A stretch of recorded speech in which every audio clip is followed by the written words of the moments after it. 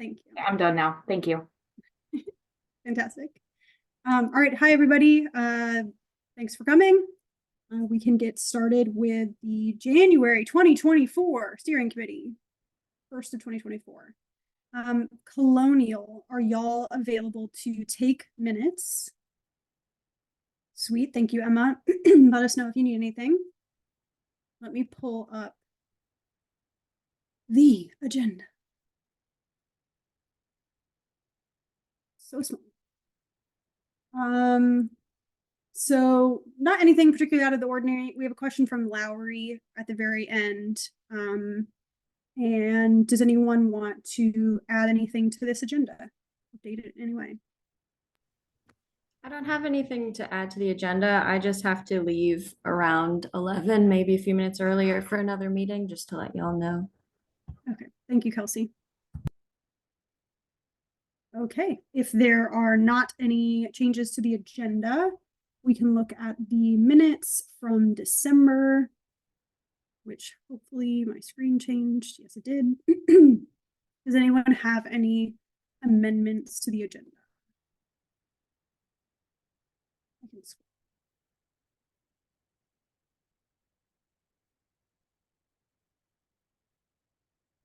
I reached the bottom and there are no comments. And I did. Okay, do I have a motion to approve the minutes? So move. Thank you, Lowry. Thank you, Richard. All in favor? Aye. Aye. Any opposed? Cool. Minutes approved. Back to our agenda. Do we have someone taking minutes or? Emma is from Colonial. Okay, just figured. Then if there's nothing else to add, we can go straight into application review and cancellations and all that jazz.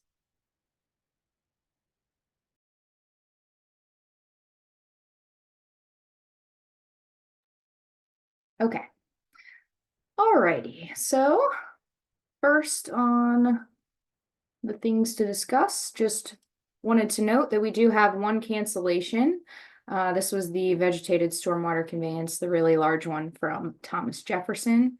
So that is unfortunate, but wanted to note that. Let me find my own notes. Okay. All right, so the payment requests this month look very nice. There is only one project that had a cost share amount change, and that was for routing the downspouts into the practice. I guess it was more expensive. Slight increase up to the cap for that one. Aside from that, there were a few that did have total cost changes, but some of them were tiny, like 33 cents. Everything looks good. Nothing was added that was not an eligible cost. Looks great.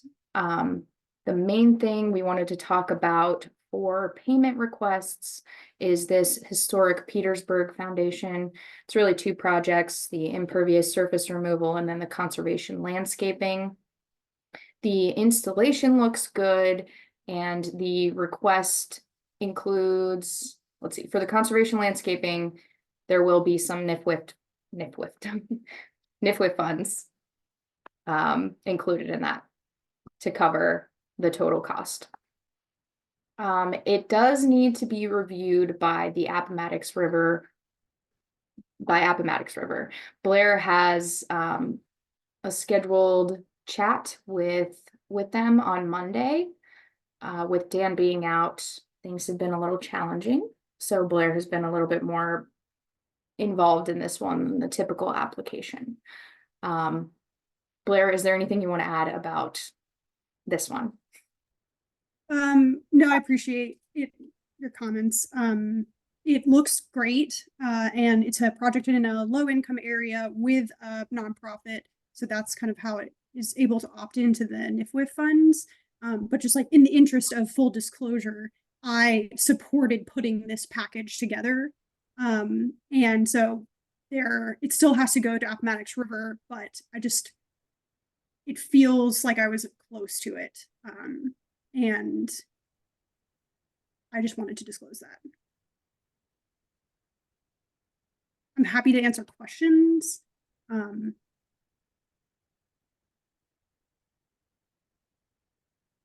right. Okay. All right. So I will assume no questions on that one. If something pops up, please interrupt me.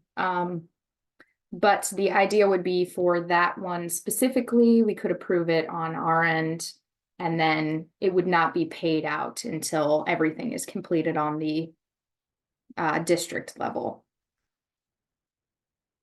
So I don't know if anyone wants to add any thoughts or comments about that.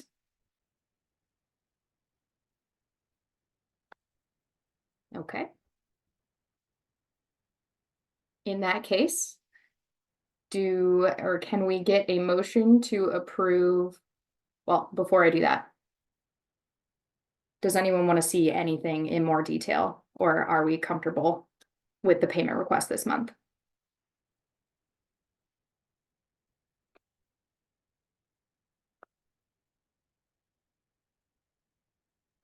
Okay.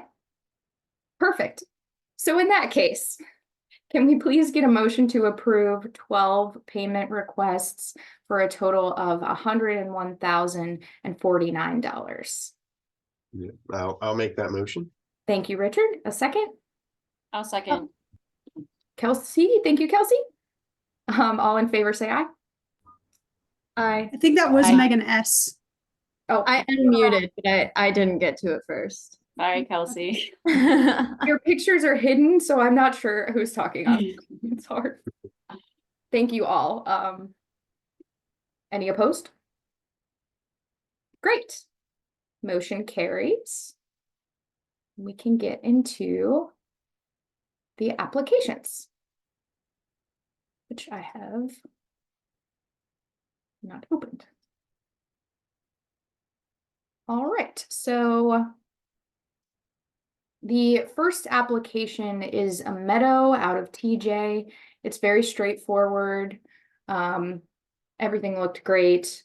I don't personally think we need to review it. Does anyone have an inkling to review a meadow?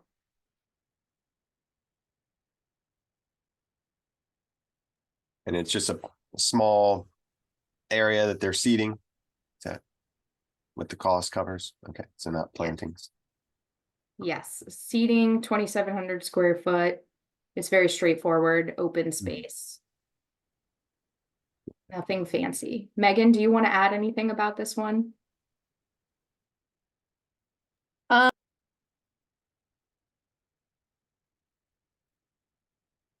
Did she disappear? And Megan, you might have muted yourself. Oh, I actually can't even see Megan. No, I think she accidentally exited. Oh, okay. Well, we can wait for her. I think I cut out. Are you back? Oh, there you are. This works. Sorry, I don't know what happened. I don't have anything to add about that. They're seeding a meadow. All right, cool.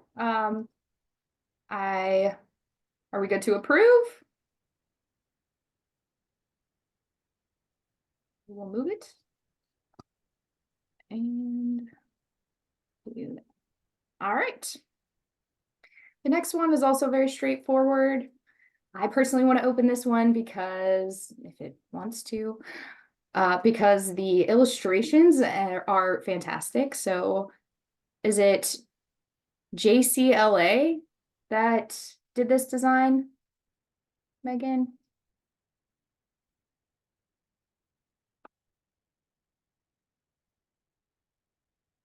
Megan may have, or I might be frozen. There's really no telling. Am I still here? Sorry, my computer's freaking me out. This is Okay. this is done by Jenny Cox. I don't know who she is. She's a little lady. Okay. I was just really impressed by their illustrations and Yeah, she does. I think she's gonna do more in Charlottesville, which is really cool. She's like new to this program, but she wants to do more of these native designs for clients. So it'll be kind of cool to partner with her. yeah, love it. Very impressed by this. I just mainly wanted to show it off. I found a couple of non-natives that would need to be replaced. To play with the zoom here. But yes, I mainly wanted to show off the drawing. Yeah. These are the two that I found. And so she'll submit a final plant list. She was wondering if this is okay, and I guess this is a question for everyone, but this is the list of plants that she are available, but she put this together in the winter time. And so based on availability, she'll pull from this list and then submit a final plant list. Does that work as long as it's pulled from this list? Oh, very cool. It won't be like one of everything, all that is Yeah. what I'm trying to say. It'll be like a handful of things. Does she give a quantity that she's proposing? It's on that one, yeah, so it says like 244 medium perennials, 200 small perennials, 861 plugs, yeah. Okay. I think that's really smart. Kind of upset I didn't think about this. Yeah, it's just based on plant availability, because she wasn't sure what would be in the nurseries in the spring. Yeah.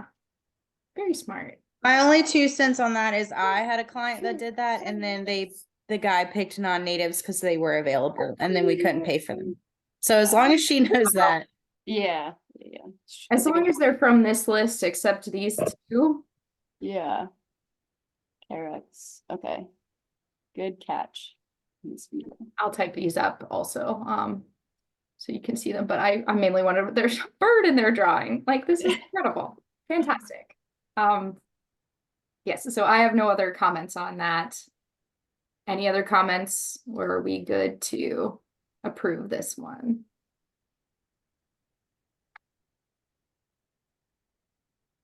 That's good. Beautiful, I've lost my place here, okay. There we go. Okay. Ivy Creek is a meadow, a large meadow, so over 13,000 square feet. This is just a meadow. I don't have any real comments about it. Hold on, I wanted to find this. So there's a pretty steep slope. I guess my only question would be, do they need anything to secure the seating beyond like hay? Which I think they have included somewhere.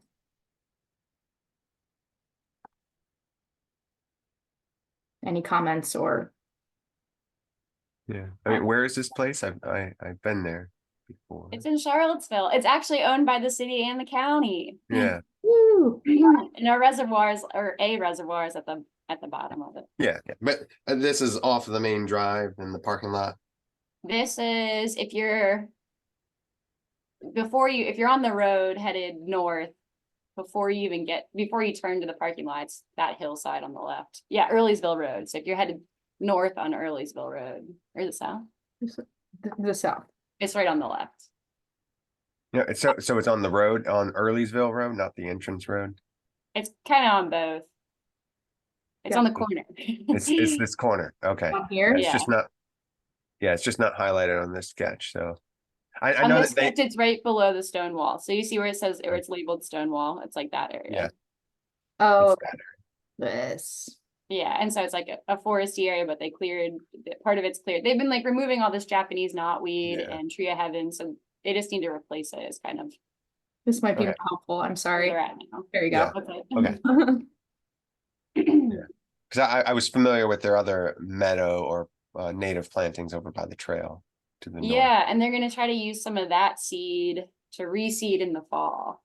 Mhm. So they're gonna collect, which I think is kind of cool. It's very resourceful. I think that's Yeah. a good idea. Okay. Are we good to approve this one?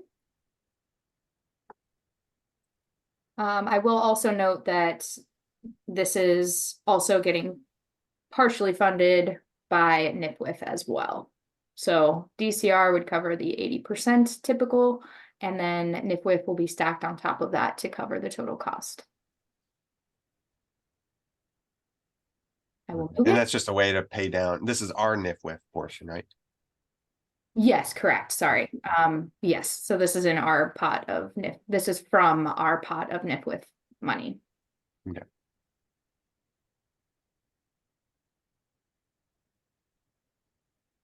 I will move it unless someone screams otherwise. Okay. My printer broke this morning, so my notes are not on paper, and I have already lost my place. Everything is wrong today. But we will prevail. You're doing Next good. up, yes, sorry, Richard, go on. You're doing good. Oh, thank you so much. Thank you. I needed that this morning. Thank you. This next one is a rain garden. So it's a 135 square foot rain garden to treat excess runoff from a roof and a porch roof. Here we go. Okay, so there's a porch here and then this area of the roof. There's a better view in a moment. Go. The area is currently impervious, so they're going to be removing shale and then I guess like a cloth layer that they have underneath that. They're actually kind of designing a treatment train, so they have a rain barrel here already, and they plan to let the excess of that fall into the rain garden as well. There's the site, kind of where this person is standing is the proposed area. And here we go. That's what I was looking for. Okay, so it seems like they're doing this all themselves, except for the digging. They're doing all the planting themselves. So I guess they could include volunteer labor. Did I include it? It might be included in the budget, is it Okay. not? I did not see it, but we can double check that. And that's the green blob area? Yes, I'm sorry. Okay, So not the whatever that other. hanging, yeah, I wanted to ask what. It's like a play set. Okay. Oh, It okay. has swings. I don't know why they just didn't say swing area, but Garden area. the Okay. hanging area. That seems like a little, it's like a dark way to explain a swing set. I don't know. But yes, they've kind of made a treatment train here. They're planning on directing this downspout here, and then there's a downspout on the porch here that goes into this rain barrel. The overflow would go into the rain garden as well. I kind of thought that there would be like any overflow of the rain garden would go into the hanging garden area, but maybe not. Now that I know that it's a swing set. Yeah. It's a good- Well, yeah, they may still need to just figure out where that overflow is going. I see there's another picture Yeah. on that page. Yes, so this was my second question. Yeah. Based on their quote, they seem to only be using seed. So And- yeah, so she's really ambitious. And she's gonna start the seeds in the winter, and then once they're plug size, then she'll plant them. Oh, She okay. wants to grow her own plugs. Okay. Yeah, and so just to add a background to this homeowner, they installed a rain garden at their previous house in Pennsylvania under a similar grant, so they were excited to see that same thing here, and so this was cost effective for her. It was just to grow the plugs herself. Yeah, that would be new. Hopefully she's successful. Yes. That's what, yeah, she seemed confident, so I Or told her to call me if competent. she needs anything.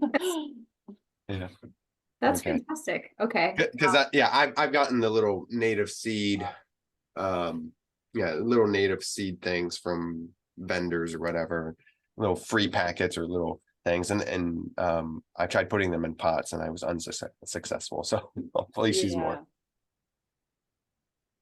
I will say I have started growing my own random assortment of things. There's a greenhouse right next to me.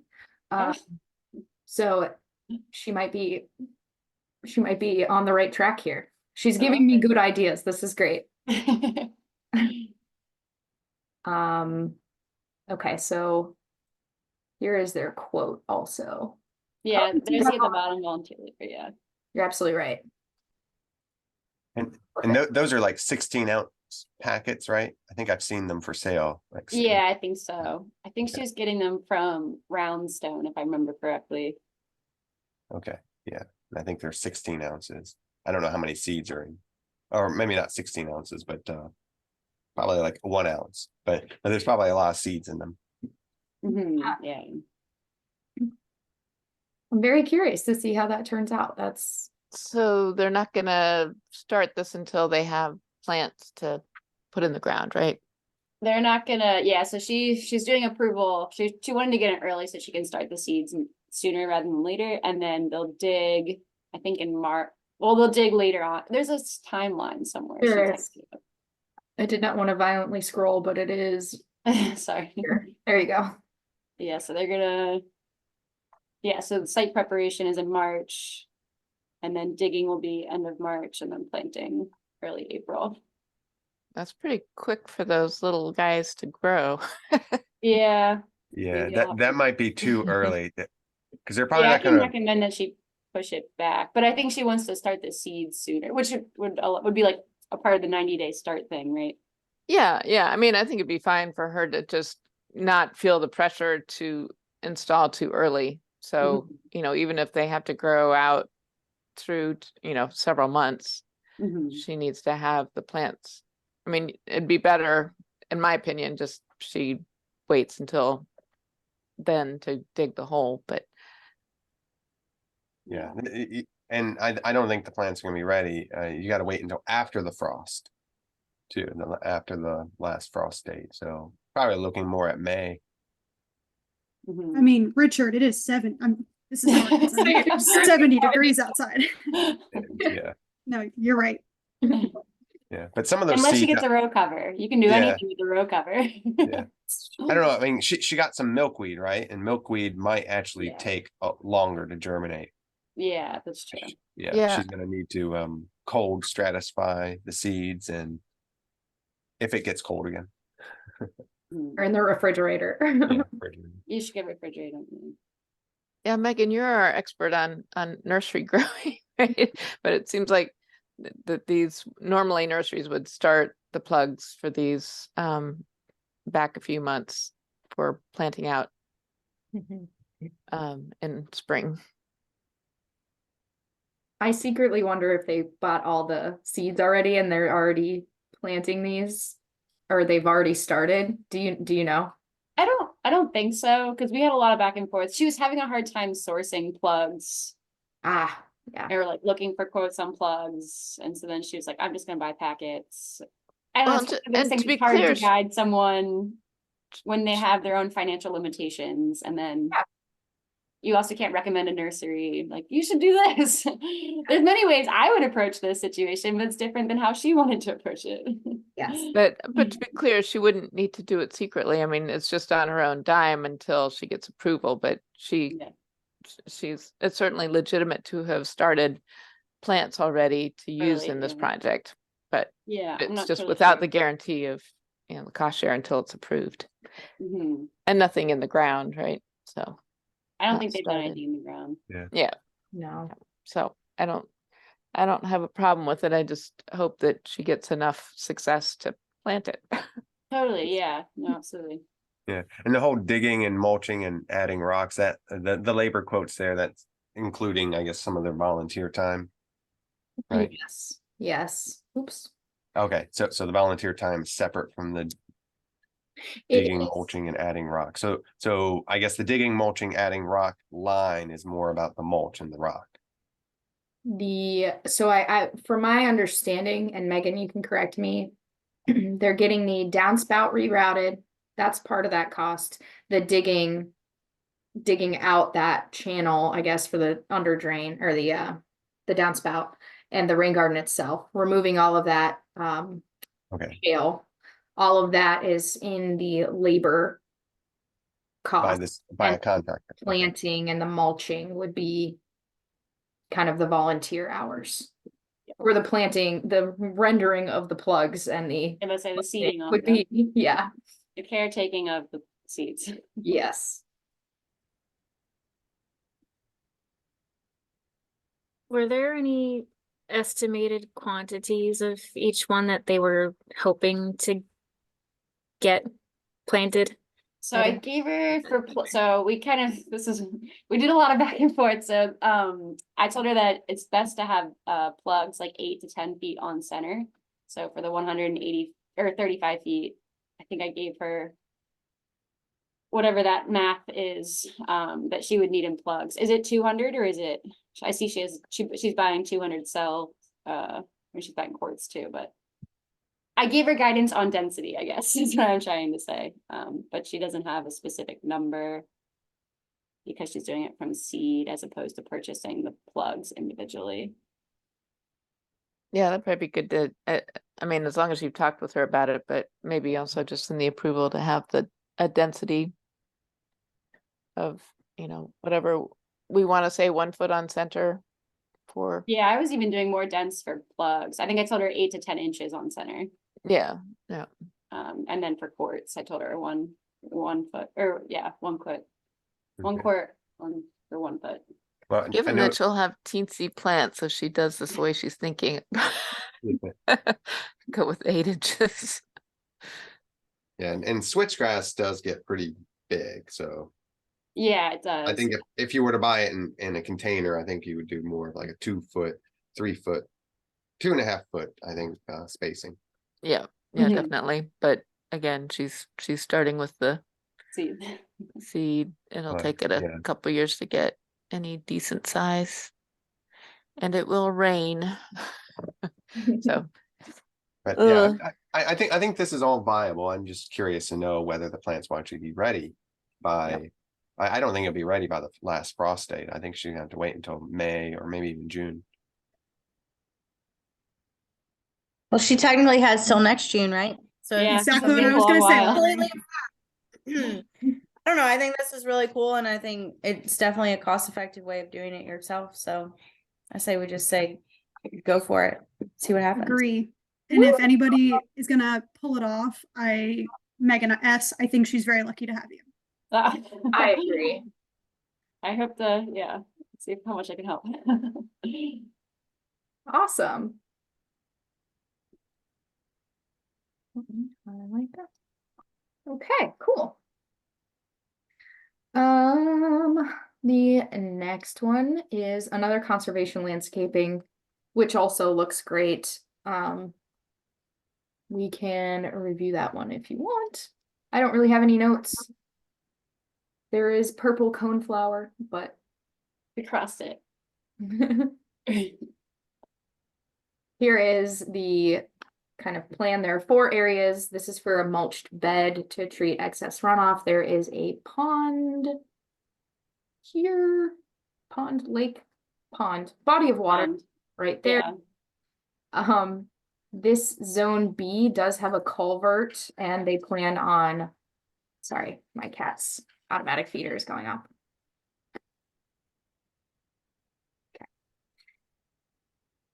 This zone B has a culvert, and they plan on stabilizing the outflow of that with some rocks just to dissipate the velocity. I don't have any questions here particularly.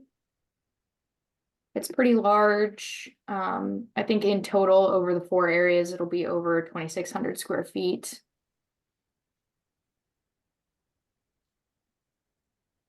Any comments or questions about these? Or this one?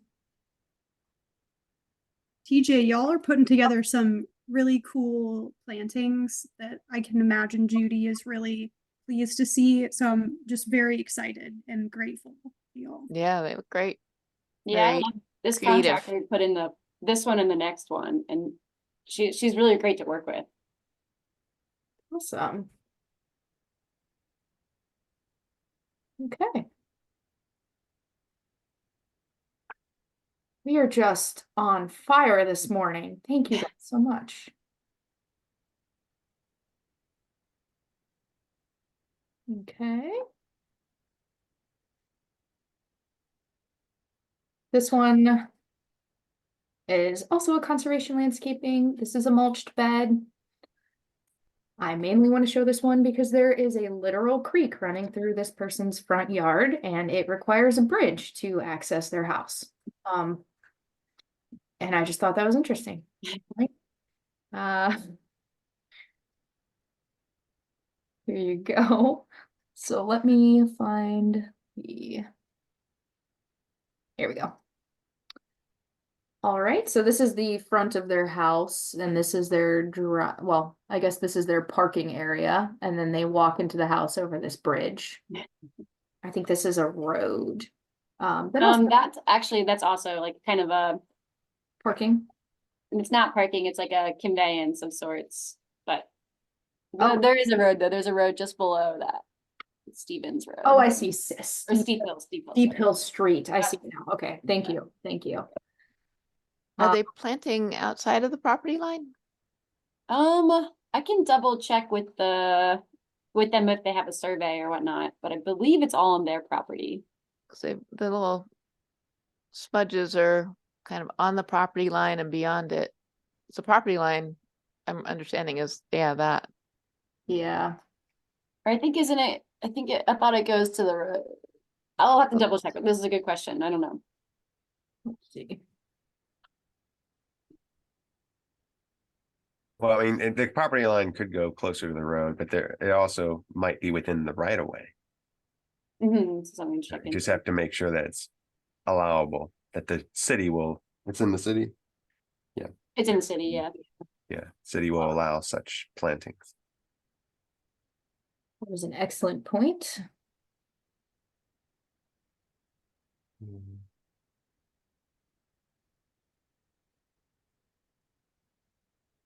And those areas are currently, they're just grass.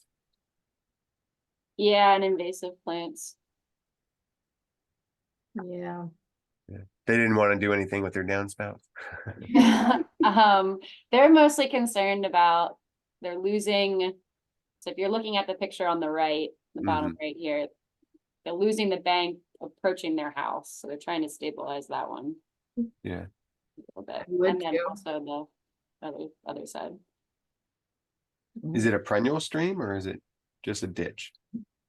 It is not perennial. It's actually, I don't know if it was maybe at one point in time, but it's kind of constantly flowing now. The property on the uphill side from them decided to turn it into like a rock thing. So they just put a bunch of river rock in there and then it goes onto their property. But it's kind of like this stream that just meanders through this little neighborhood in Charlottesville. Wow. What is this right here? Is that water actively flowing? I don't know what that is. That's a good question. The downspout.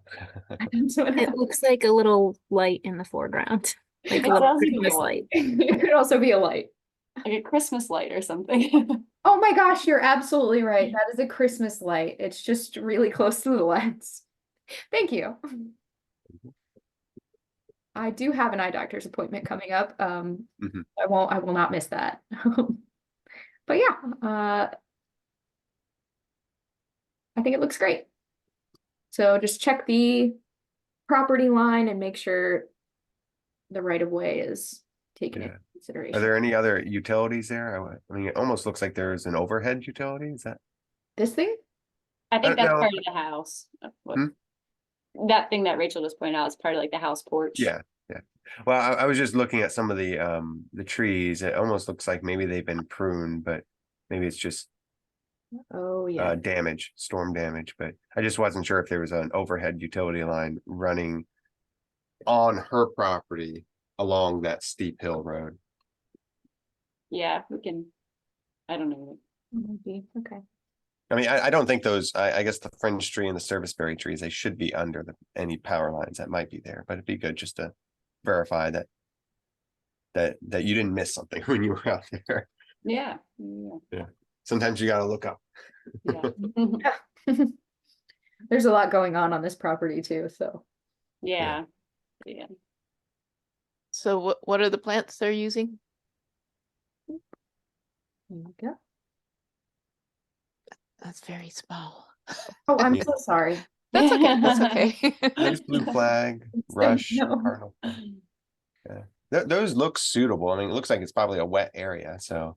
It's super Ooh. wet, yeah. Yeah. This is really That's close a- to the floodplain. That's a lot of royal fern. They will be, that little house will be behind the ferns. Blue-eyed These are all grass, fun, okay. Sawani, I don't know, but otherwise looks good. And right now, it looked like there were some, I don't know, lily turf. Is that some of the plants I was seeing in the pictures? I am not sure. Yeah. I don't know, I'm not familiar with lily turf. Okay, or yeah, I mean, I Variety. see other like clumpy things around, on all the pictures. It's like maybe some Pennisetum or some other non-native Yeah. grass, maybe. Could I be guess native. right there next to their footbridge and their walkway, that stuff there, that might be some sort of lily turf. Hmm. What are they, it's Japanese Mondo, is that the same thing? As Might lily? be. Yeah, Usually Liriope and lily turf, I think yeah. I think lily turf is common for Liriope and Mondo grass is different. Yeah, okay. Yeah, I would agree. Yeah, Liriope is the Latin. Liriope, as I used to say it. Took me a while to get past that. Megan, this is just a random question. Is this over by Bel Air? This is in Riverview. Where is Bel Air? I guess I don't know where that is. Near Ivy. And there's just Oh, a, no. also a with a stream that goes through that is it's the same setup as this, so I just was curious from memory. Oh, I should call them. No, this is closer to Riverview in the city. I think there's like a map, like a city map in there somewhere. Anyway, no. Let me see. A city map. I think it's actually up, Rachel, if you go up a little higher. A little bit more. Yeah, there's There like it is. that one. Or there's even one, the one above it might give a better. So yeah, it's like right by Riverview Park, Riverview Park is a cool place for reasons I won't get into right now, I guess, but they're doing like a stream bank restoration thing, which will be awesome. Oh, very cool. Yeah. Good, good, good. Well, these have been lovely. And I think Blair clarified the property line in the comments. Yeah, so it sounds like I'll have to check if they have a survey to confirm, Yeah. 'cause it might be. Cool. You've been busy, Megan. It ended up being a really busy month. You're crushing it. All right. There we go. Okay, so the next one is the living shoreline. It looks fantastic. I will open it for everyone's pleasure.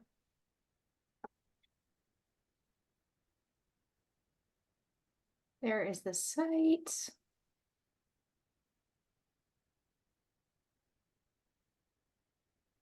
Here is. Has everything that it needs. Seas has reviewed the design and the site. Is the parcel. Here we go. All right, so it sounds like they're doing, or it seems like they're doing a much larger restoration, and the VCAP portion is really just this section here. Lowry, do you want to add anything about this one?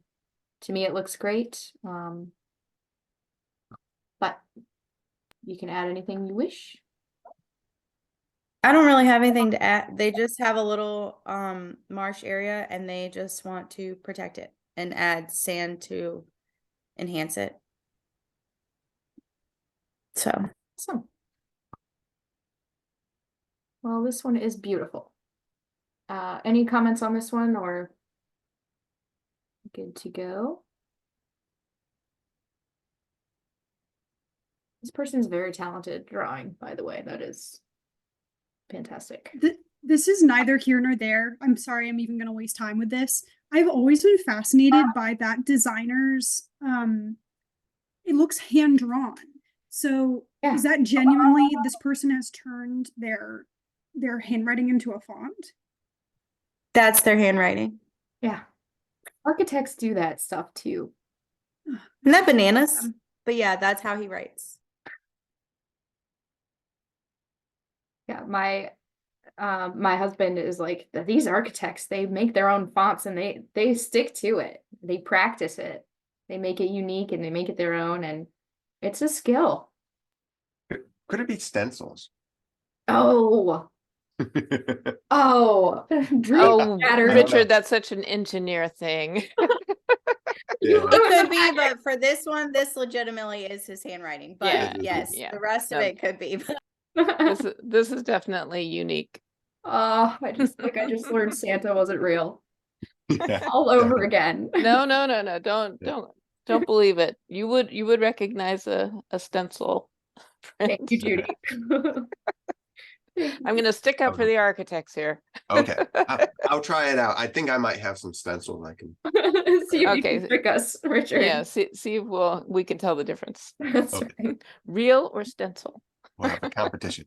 It'll be in the new game show, right? That would be a great game. I Yeah. would certainly watch that. The next one is also a living shoreline, and it also looks great. Has everything that it needs in terms of paperwork. It's a little larger, so this one is 195 linear feet. I don't have any comments on this one either. Lowry, did you want to add anything about this one? No. Pretty Okay. straightforward. This is not hand drawn, but still beautiful.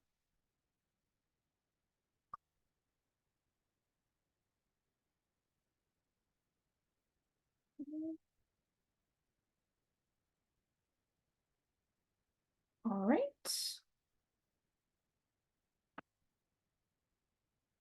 This, oh, I don't know. No. I don't know what I just did. Nothing. Okay. This one is one that was tabled last month because it was a riparian buffer at first. Now it has been changed to a conservation landscaping per the steering committee's suggestion. Is this too tiny? Okay. Here is the design now. Let's see. So the suggestions were to increase the number of plants and ground cover, which they did. They originally had 45, they have 65 now. They added herbaceous plants, and they were supposed to add herbaceous plants and remove the non-natives from the list, which they have done. After the rain, there's been some pretty significant water moving through their property. So this is the one that will be kind of right on the other side of this fence, or I guess this side of the fence. Here. I mean, is the fence staying or are they removing it? They are keeping the fence. They would like, they're probably, I don't know if they talked about this, but I think they're trying to keep it standing. That's kind of the point of stabilizing this ground here. This is not part of the fence. They might be removing that. I'm not positive. Okay. Yeah, I guess overall it's just be a concern with the plantings kind of preventing them to have access to the fence if they needed to maintain it. Yes, I understand that. Yeah. So Okay. it might be better just to remove it. That's just my thought. Definitely double check that. As far as I know, they did not mention that they wanted to remove it, but I definitely agree with that. That could get in the way. It's hard, it's a tough situation. I guess we'd probably recommend staying off of the fence, a couple feet for access. they may feel like that's not gonna give them the erosion protection they want. But really all that VCAP can do is deal with the water that's headed there from their property. Yeah. It's not gonna, those plants aren't gonna keep the actual bank from collapsing. Lapsing. Yeah. If that's, if that's what's going on. Yeah, and this, I mean, this is a pretty rough spot. It's getting a lot of impervious inputs. So I think the homeowner just mainly wants to stabilize the yard and make sure that it doesn't encroach on the yard as it falls. Kind of, Well, I mean, naturally it will, unless we can't see really what's going on the other side of that fence, how armored it is or stabilized it is. If it's just a ton of riprap there, I think it is. I'm not sure what the rest of the creek looks like, but it is hard to tell. Let's see. it's- I think it's just armored, honestly. On the other side of the fence. Probably the whole length.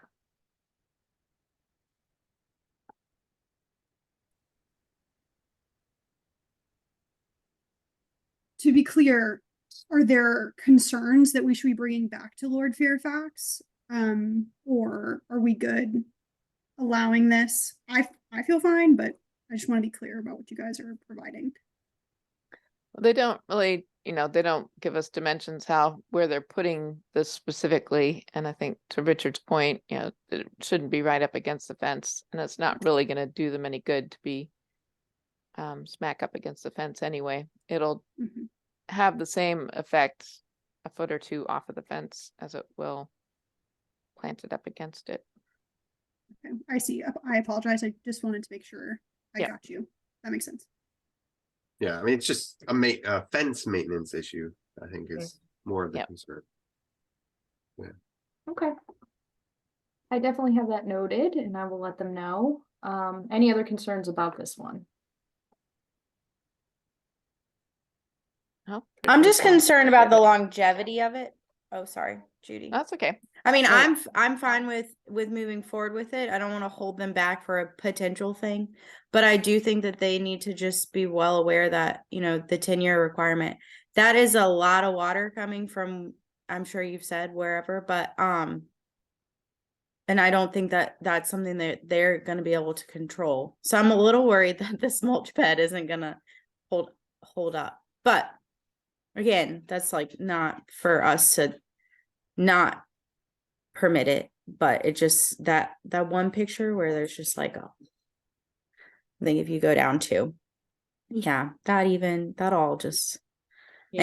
anyway just make sure that I'm sure they do clearly understand, but that they clearly understand that if it washes away. Yeah, and all the more reason to maybe move it away from the fence just a little bit so they can maintain the fence and maintain the bed. I think it is, since this is no longer a riparian buffer, I think it's doing its job of reducing the amount of overland flow entering that creek from their property. So I think it's doing its job, but I do agree they'll need to keep an eye on it for sure. But I don't think it should hold them back from proceeding.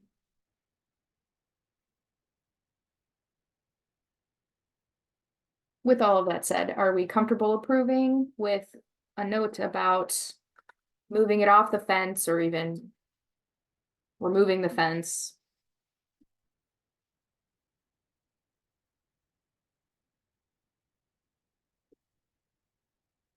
Okie dokie. Keep going. Keep rolling, Rachel. All right. Yeah, that's fine. I think the cautionary note is a good one. Got it. I agree. Cool. All right, this one. Oh my gosh, guys, we're almost done. This is very exciting. Okay, so This one is an interesting conservation landscaping. It is a mulched bed and it is, I'm trying to find the map without giving everyone a headache. Here, I wanted to start with this one. This is the location of the mulched bed here. It's 760 square feet to treat poor coverage. It's part of this HOA. I guess they have a walking trail here. That's very close up. Let me go this way. There we go. Okie dokie. So from my understanding, it'll be in this square area. Here is their plan. And I have their plants up here. Is that, I mean, that's gotta be a flood zone. It maybe, but that is not a stipulation for conservation landscaping. Yeah, but But we can open that up for conversation. but I don't, again, I know exactly what you're saying, Judy. I don't disagree, but that is not a requirement to take into consideration in terms of the manual. But I do understand your point of functionality. looks very vulnerable to wash out. It is, yes. And it's not, I don't disagree with you. yeah. Is it- this tidal water though? Or is this just a lake? I can't remember. This It's is a just a lake. lake? Just a pond. Yeah, okay. And there's like an overflow next to it, I think in the pictures, is that? Like maybe the bridge goes over the spillway. Oh, yes, I see what you're saying. Yeah, yes, it does. Over here. And they're not proposing any big trees or anything, you're all, yeah, I guess, yeah, the aerial photograph. No, here is the plant list.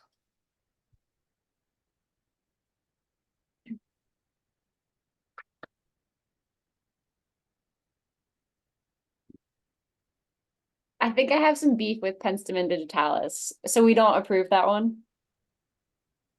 It is uncertain in the state of Virginia, but in other things outside the flora of Virginia, it is native to the state. I did not make a note of it. I just included it for this discussion to happen. So, I think I love that plant. I think we should utilize it. okay. But that's an opinion, not. Yeah, it's in all my plantings. Yeah. Blair, I can see your face. Technically, we're not allowed to allow plants that are not within the flora of Virginia. Now, it is in our list of discussion points to review how we determine nativity. I think because this is within or under the purview of our current manual, I would recommend trading it out, but I don't disagree. I don't know, I've never read the Flora of Virginia. I use, I don't know if the Virginia Plant Atlas is utilizes that either. But that's what I use. Are you talking about DCR's plant atlas?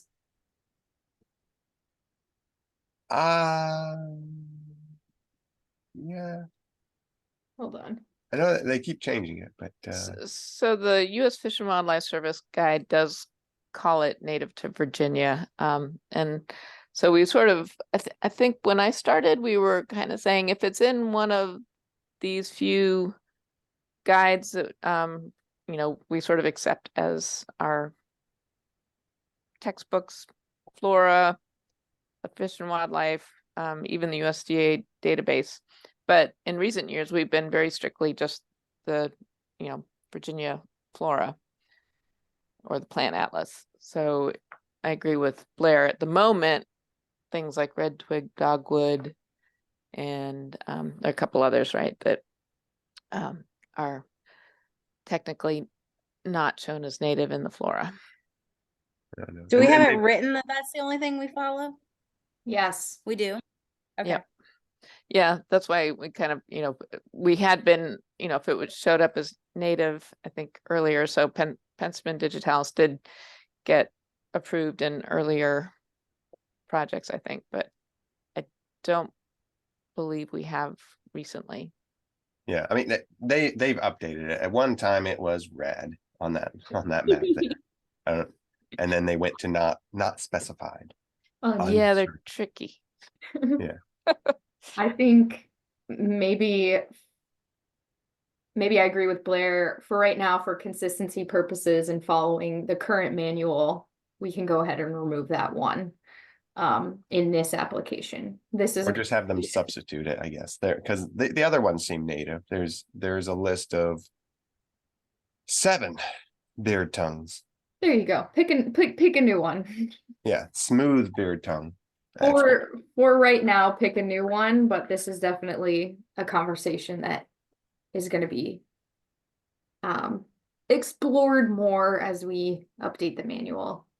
Yeah. Um, And I guess I should, when I talk to Janet with Hill House Nursery, I'll ask her if she's giving me this beard tongue or if she's selling the other ones, the smooth one, maybe. I think it's the smooth one actually is what she gives us. So, okay.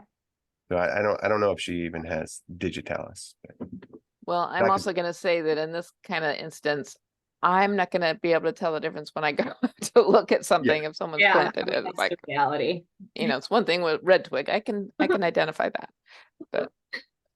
Yes. Between And if you can't, Judy, then no. Don't- someone I- might be certain much- wouldn't be able too to. much credit, but yeah. We have to give ourselves a break here at some point. We can Mhm. ask for the native, but you know, at some point we're gonna be left Have to to what be a little people plant. realistic. Yeah, exactly. Yes. I don't disagree with any of that. Don't plant English ivy. Right. Yes, please. Please don't do that. No tree of heaven. That works for me. There was one thing that I noted in their comments that I think is just a note to talk about. They have a note that says, please note that should this site fail to be maintained, the Ford Colony HOA reserves the right to put the area back to its original state. And so I think that is something that needs to be discussed, and they need to understand that this is a BMP that they're responsible for 10 years. Yeah, and they know that now. This was their first original proposal, and I should have taken that part out.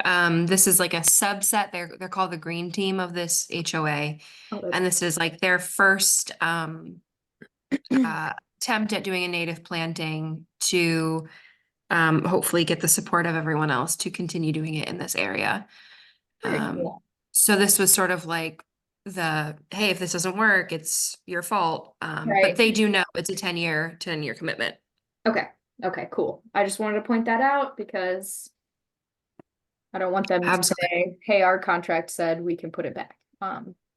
So then are they as far as their maintenance plan then, given they have that challenge in being accepted?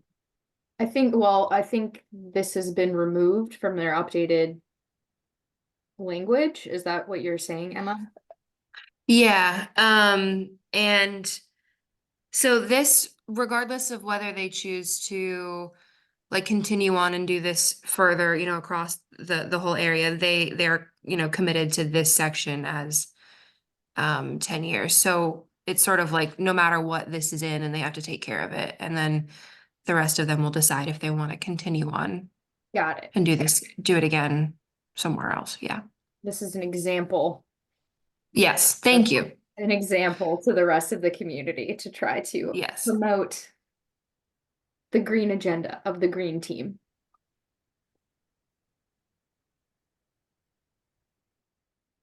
Okay. I also just want to make one note about that, by the way. Sorry. When I was going through it, Emma, it looks like you put your name on Form 2, but you didn't actually sign Form 2. Yes, I have all those notes as well. Okay. With the part twos and yes. Yep, that was something we need to change because we got our director signatures after I already submitted this. Yeah.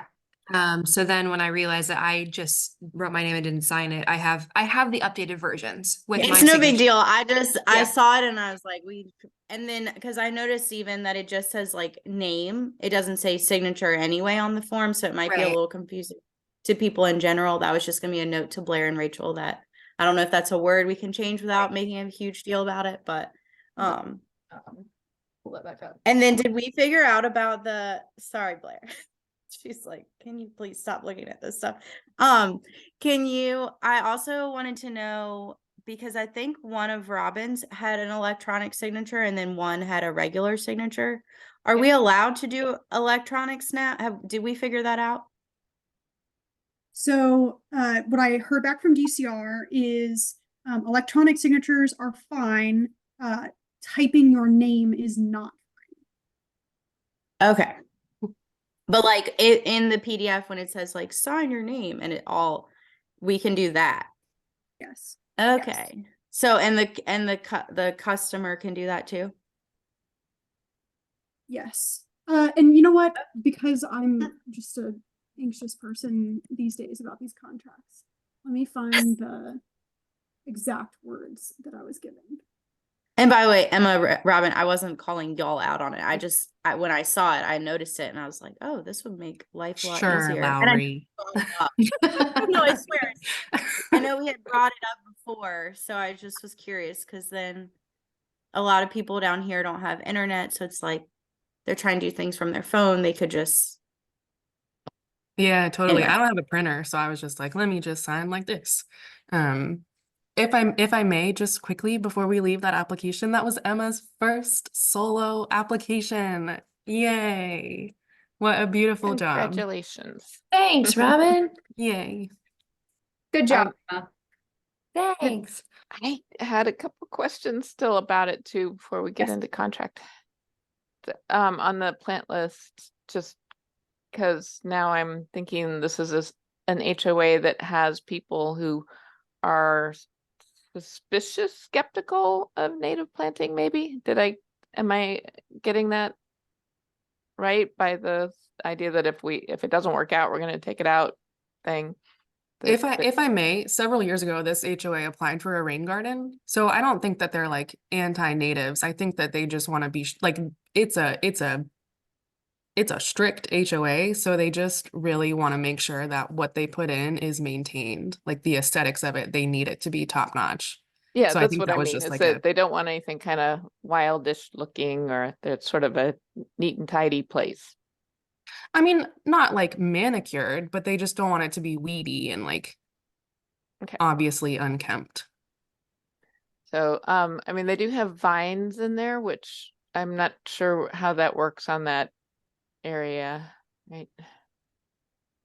Didn't they have vine? Yeah, they had the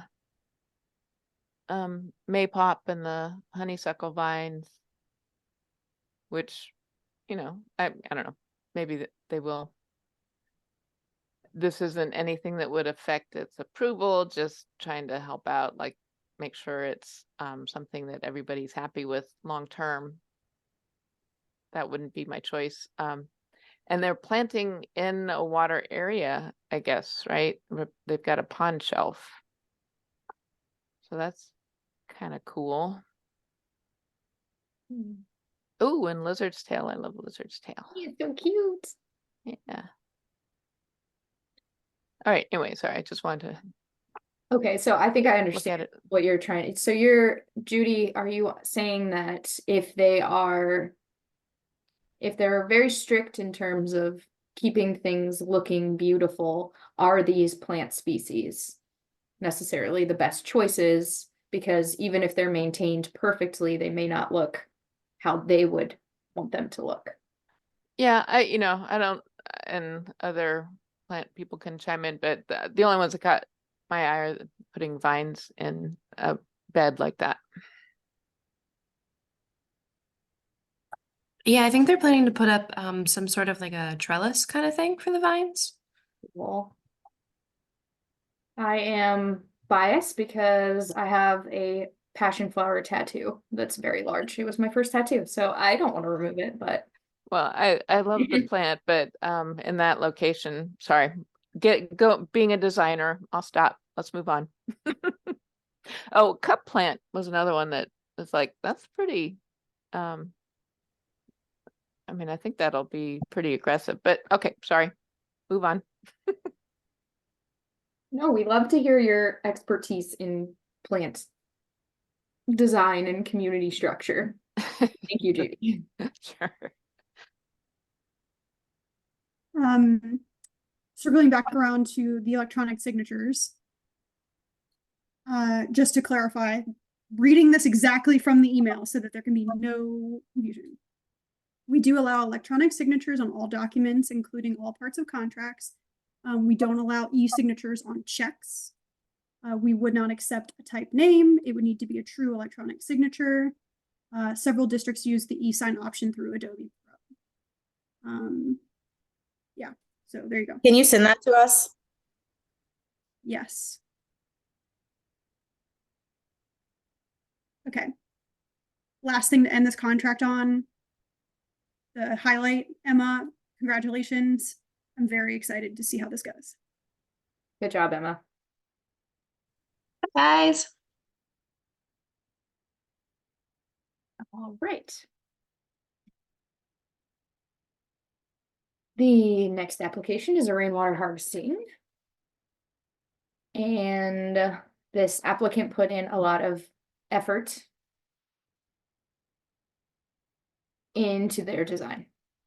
So they're basically doing their whole roof area broken out like this. Let's see what I have on my notes. So it's over 1,500 gallons treated. And there's nothing that I could say that this application doesn't include, so I will just scroll through and Robin, you can add anything you'd like.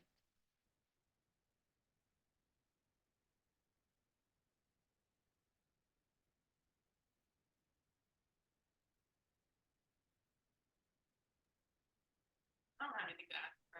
Nothing. She's a very enthusiastic homeowner. Yes. She's working on a rain garden and a conservation landscaping application as well. So I think it'll be cool. I think it's awesome. The only thing that I noted is that she could include labor. She could request labor for this. Mm. She's doing it herself at the 16 hours at the federal rate. Okie dokie. But aside from that, it looks fantastic.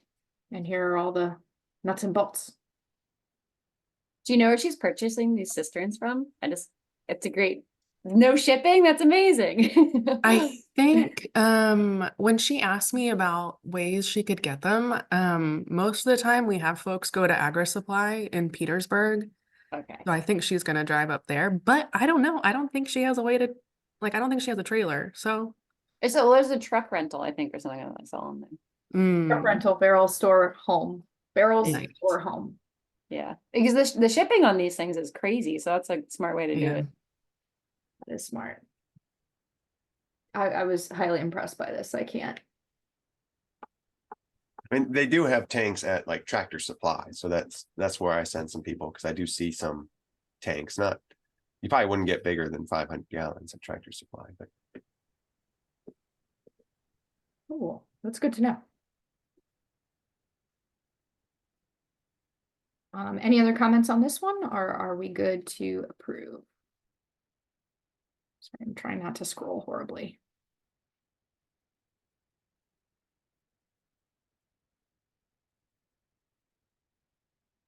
Okie dokie. Fantastic.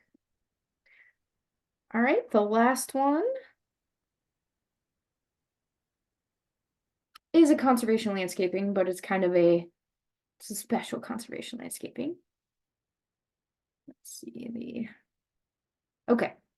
So this is someone who has already gone through VCAP once or is in the process of getting permeable pavers. Hopefully that's going well. But they want to do basically like a tiered conservation landscaping down this it's quite a slope. So their permeable pavers will be over here, I think, and part of the driveway. This is kind of this goes directly down into Queens Lake, yeah. And as you can see, it's a pretty steep slope. So let me go to their design. Sorry. No, they added all the specs of the stone. It's just extra stuff. I thought they had a design, Robin. I think it's the document under what you just saw, the narrative. Okay. That one, yeah. Thank you. It's not much of a design, but it's there. Yes, yeah, so this is the only portion that they're applying to right now. Again, it's a very steep slope. It's coming off of or I guess on the edge of their driveway down to the water, which is like, I guess, down here. I don't really have anything to say. I just mainly wanted input on the structure of how they're building these like retaining walls. I don't know. So are those Input. steps that are in the photo still going to be there, or I need orientation on that photo? Yeah, so the steps will not be impacted. The project area is in between the home and the steps, right where, like right in front of me where the landowner is standing. Oh, okay. Oh, I see. Yeah. Is this like cement little piece kind of showing where the retaining wall is supposed to be? About, yeah. So they won't be in that exact location, but it was kind of the same idea that they'll follow in that area. Okay. And are we expecting to see like a taller wall, I guess, than what they have there? A little bit taller, so it's gonna the height will vary across the length of the wall, but they won't be any taller than 2 feet at the tallest. So I think he like, said it would go from like 8 inches to 2 feet. yeah, so at 2 feet, I guess they're putting soil behind it then. Yeah, they're gonna use what they excavate out for the footers to fill.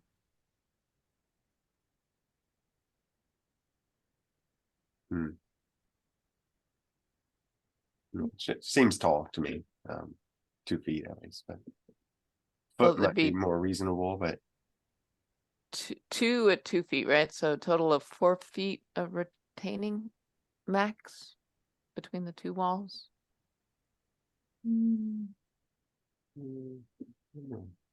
Question, Judy. I thought, wait, Could Each you one of them could be 2 feet tall. Yeah, okay, but one of them will be downslope from the other. got it. So the tallest one will be 2 feet tall. The other one will not be 2 feet tall. They will be level with each other. Right. Okay. I'm sorry I explained that horribly, but No, I think I did as Oh. well. Sorry. Oh, they're meaning it's not it's- stepping down the hill, it's making a flat place. No, so it's like it's terraced down the hill. It should be terraced. Okay. All Yeah. right.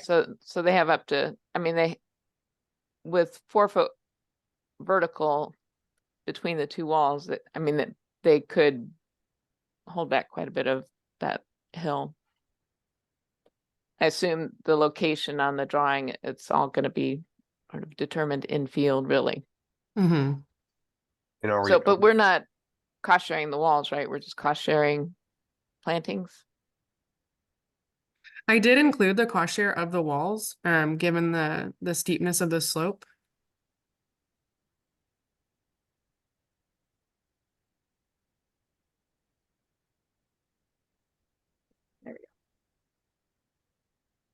These are just the plants. And then. Yeah, this- it's that one, Rachel. Yep. Oh, wow. Yeah. Ignore that 47,000. This is just one part of, No. of a large project. Yeah, it's just this. It's just the 11,210. Is there any reason why they couldn't just do something more low lying? And then just plant on the slope above it? So I think that's more the intention of conservation landscaping is to kind of work with the slope that you have instead of, I guess, kind of build it up. This feels more like a raised bed, but maybe that's not a bad thing here. I don't know. Well, I think the goal for us is to slow the water down as it follows its natural path. So not to grade the property, but to provide a way to slow the water down, give it some places to soak in as it is inevitably going to go down the hill. We had one conservation landscaping with a similar kind of retaining wall that, but we did not include the retaining wall as part of their cost share. But I'm not going to say that the program doesn't do that. I'm not sure if that was just, our board of directors locally removed that. I think the program just says the most cost-effective method, which to Richard's point would probably not be 2 foot high Yeah, at least not too. retaining walls. Yeah. So I read it as it would be part of the erosion and sediment controls when necessary, which to me meant that it was fine. And also, I just personally, when you look at the pictures, I mean, clearly I think there's some shading going on, but it doesn't have anything on it. So clearly the natural slope that's occurring is not working. I don't know. To me, I felt like it was basically kind of like little step pools almost, where they would just, like, you're basically slowing it down before it can just run right off. So I don't know. To me, I thought that this was great. Yeah. But I also Um, see these slopes. Yeah. And I would prefer to keep it from the water. I don't know. So to me, that extra little, I mean, we're talking about 2 feet, which I guess sounds huge, but it's, I don't know. To me, it doesn't seem that big in these types of thoughts. Well, there's the overflow portion of it too. I mean, where's the water going to go? It's going to come in and then it's going to drop 2 feet over.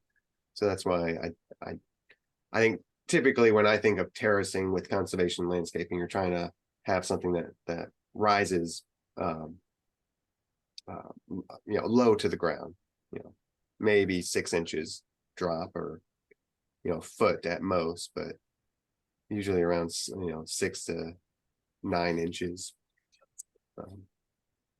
So your concern is when it meets the top of the first terrace, it's going to overflow and drop 2 feet to the second terrace. But how do we, maybe I mean, Yeah. Don't judge me too hard on this one, but Yeah. how do we know that the back of the second one is 2 feet down? Like, it may be sloped up, right?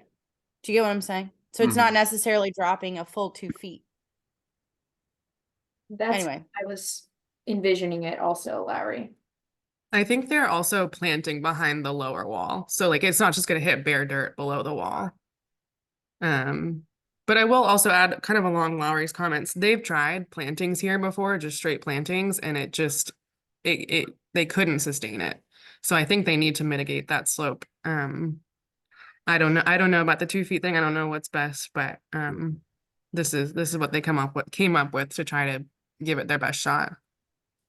Yeah, I mean, I'll just say we definitely encourage people in this kind of situation to use coir logs, and use jute netting and, landscape timbers, things like that, that like Richard said, are smaller, more steps, smaller steps, and giving that. I guess also just some thought to how is that water going to move through that landscape? Just because there are terrace, retaining walls doesn't mean that the water is not going to be there. Hmm. It still needs a I path. would not like choir logs in this situation because I think it needs to be permanent. And the choir logs are not anything I've ever done. They don't last long enough. It looks like this slope needs something more permanent. But yeah, Rachel, what you drew is exactly what I was thinking in my head. Because Robin said up to 2 feet, not 2 feet the whole time. Right. So my understanding was that the first retaining wall would be more or less pretty level with the top part of the slope, and then they're just building this bed effectively using the second retaining wall so that it's level with the first. And then they're trying to slow down the water here. I do worry, like what Richard said, if it's not so much like spilling into this, I'm worried about what happens to this retaining wall over time. Because the water is going to take the path of least resistance here. So what kind of path is it going to create to work around this retaining wall? That would be my only fear. And here's my drawing. Oh, thank you. If it works, let's see. If it, Oh, wait, hold on. It's fuzzy. go back on. Maybe not. You have to do the YouTuber hand thing. Let's see. No, You maybe might it have to doesn't turn like your my blurring picture. off. It's the blurring. Yeah. It Let's is. see. There. Yeah, let's see if that works. Okay. That might work a little bit. There we So go. There we go. I also have a question on whether the 2 feet, does that include like a footer stone? Is that, or is it 2 feet above the ground? And then the bottom one here, this is what I would typically want to see, I mean, it could be core logs, it could be timber. I guess it could even be some stones. But something a little bit low lying, and you're planting more on the natural slope, where I think here, even in your picture, Rachel, it seems like you're making a raised bed. Yeah. Maybe a rain garden. I mean, is there a lot of water going there from like the driveway and stuff like that? So could it be upgraded to just a rain garden? A raised bed rain garden, that might be I think it's far too much water more. to have a rain garden on that kind of slope. And now I'm questioning, like, I'm not sure that it is actually the drawing that Rachel made where they're building it up to that sort of where the second wall is level with the first. I think it might just be following the slope, but no, I'm not positive. Well, they also drew them in kind of not really contouring the slope the way they've curved them sort of in opposition to each other. So the drawing seems a little imaginative for what, because that's not this, that's not the hillside they have. It's not a hook like that. So I don't know. That's why I say they're going to be adjusting this in the field, whatever they end up with. It probably would help to have a section just that like you all have been drawing, but what they're imagining this to be, because obviously we all have different pictures of what it is unless we see their drawing. And they are putting, you said that they're going to put permeable pavement in the driveway as well as the back there. Yeah, That's already been approved, or they're going to be applying? that's been approved. Okay. So presumably that should help with some of the water going to this slope. That's true. I don't think that's a reason to deny this application, though. So this is obviously a very severe issue that is what we would like to target. It probably is neither here nor there for me to add my thought on what it would look like. My impression is it's going to look very similar to what they have right now, just stabilized, more permanent. I'm wondering if that's the case. So I am very hesitant I want to see this go forward because this is such a severe issue. So I guess my question is, sorry, Rachel, for stepping in. what do we need to confirm this is going to work or not? Do we need a cross section showing the fill? Do we need an understanding that any water that tops the retaining wall will be managed on the other side? What do we think? And I guess guess looking at the other picture, I guess the second retaining wall is going behind Robin, right? On the picture there, or behind you, or are they all going in front of you where the landowner is standing? I think they're gonna follow kind of where they're at now. So one right in front of where I'm standing. Because I guess in the other photo, it did look like a steeper drop right at the edge of this photo. Yeah, I think maybe the one below that. Yeah, this one here. Yeah, so that looks like, and there looks like there's an existing retaining wall that I would imagine that they will, maybe they're trying to connect to that wall.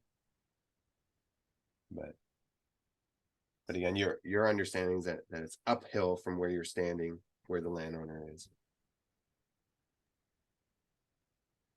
So just looking at their application, Belvedere retaining wall, I mean, it does have a whole lot of, it has drainage behind the wall. It has drainage stone behind the wall. It also says final plans shall be prepared by a registered professional engineer. So there's a lot there in what they provided, but we should not have to worry about that is their responsibility to do their retaining walls, which is again sort of why I feel like this is more than we should get into and for VCAP, because we're talking about conservation landscaping.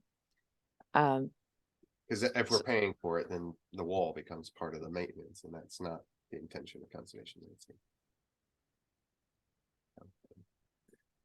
Maybe this will help.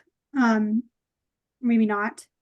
Rachel, on page 17, there's a cost estimate, and it actually has the Berkeley Design Group who are installing this wall.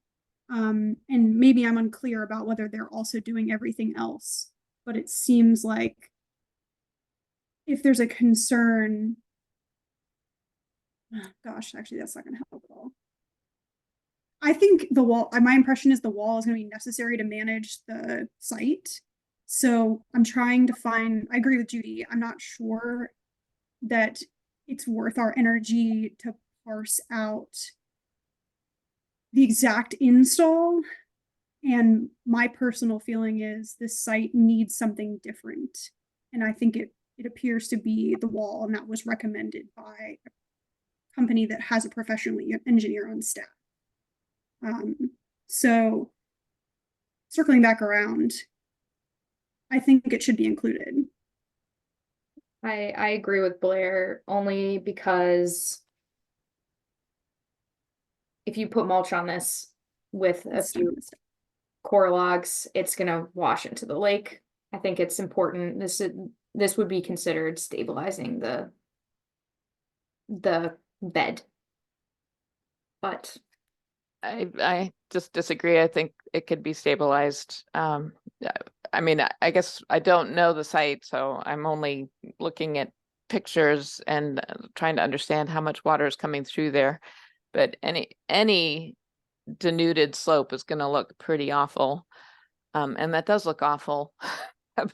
But I do think that, you know, we've seen pretty steep slopes managed with landscape timbers, core logs.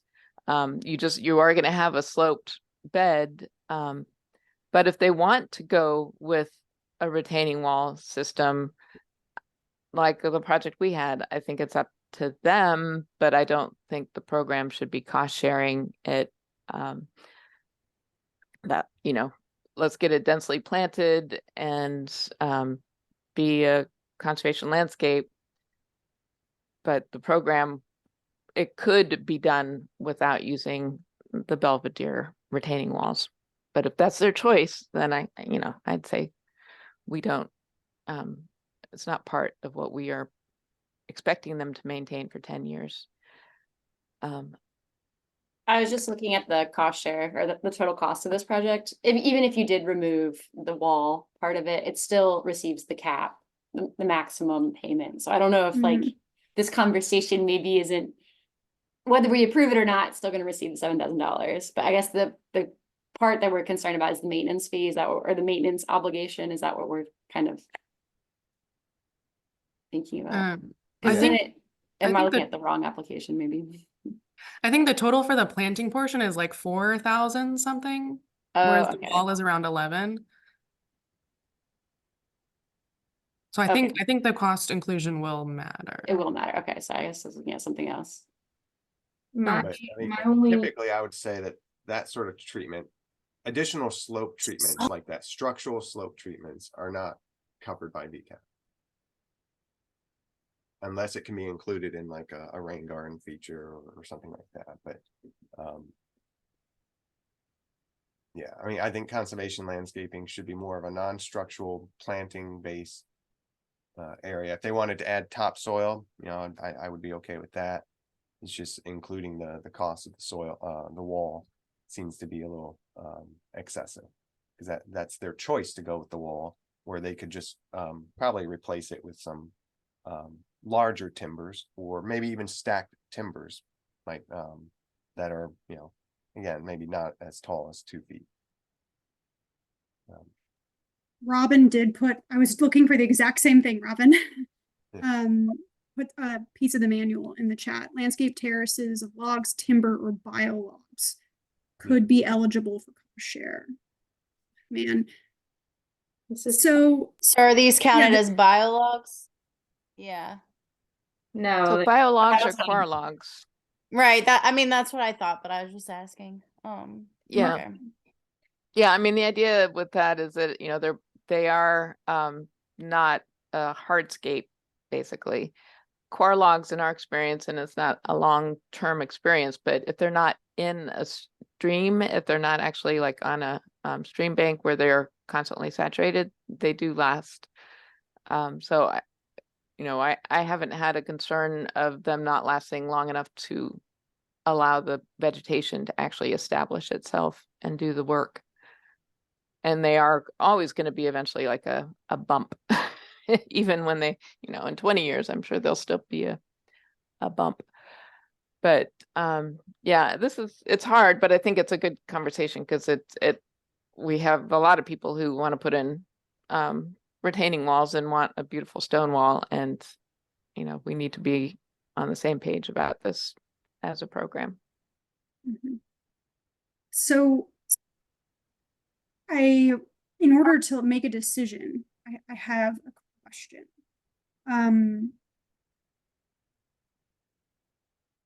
We're kind of at odds with each other. So maybe this is my decision to make. I don't know. I doubt it. Is it that we vote on whether this could be included and have that written down? Or do we feel that this sentence in the manual is specific enough in that it doesn't mention retaining walls to categorically exclude it? I would go with whatever's written down. I obviously don't live by the manual all the time, but I'm glad that statement is in there. So, yeah, because I mean, just so much other things go into a retaining wall, and then again, our maintenance agreement would imply that the retaining wall become part of that maintenance. Yeah. So they're and- welcome to install it.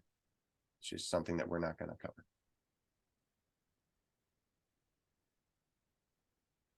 Given my putting my foot down about the flora, I feel like I'm kind of coming around more to this reading of the manual, which doesn't make me feel good necessarily.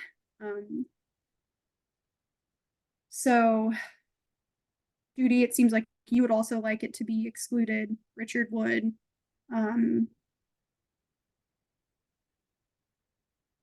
Lowry, has your mind been changed?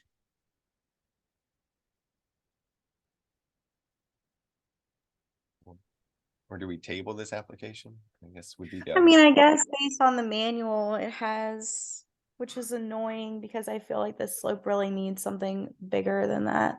So, but I mean, the manual, it definitely does say that.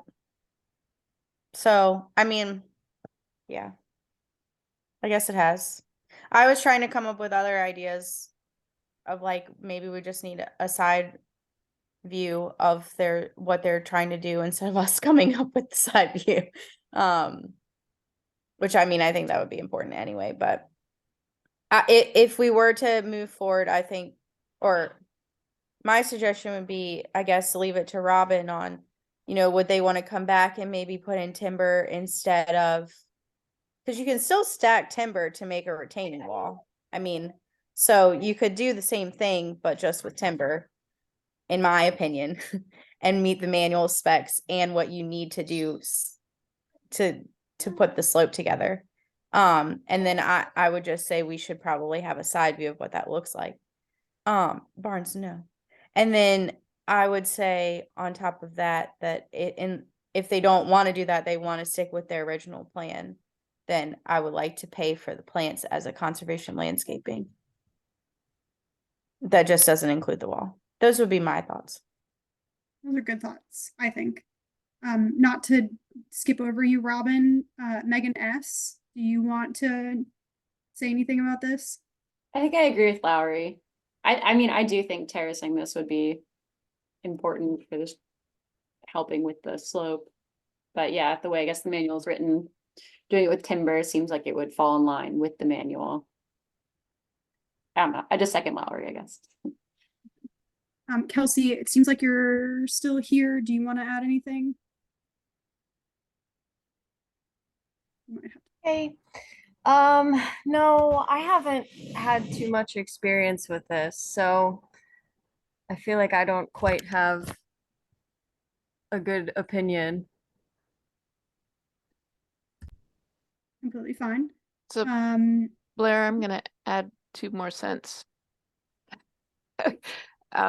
But so I think there are 2 things. One is the cost and the other is just the sort of the engineering of a practice that is a little beyond the scope of what we intend for conservation landscaping. So I think doing that kind of retaining wall is a serious kind of hardscape project that, I mean, the specs say it should be engineered, right? There should be an engineer figuring these out. There's a lot more that goes into siting and building a wall potentially than just, drawing a line on a plan and saying, put it over there.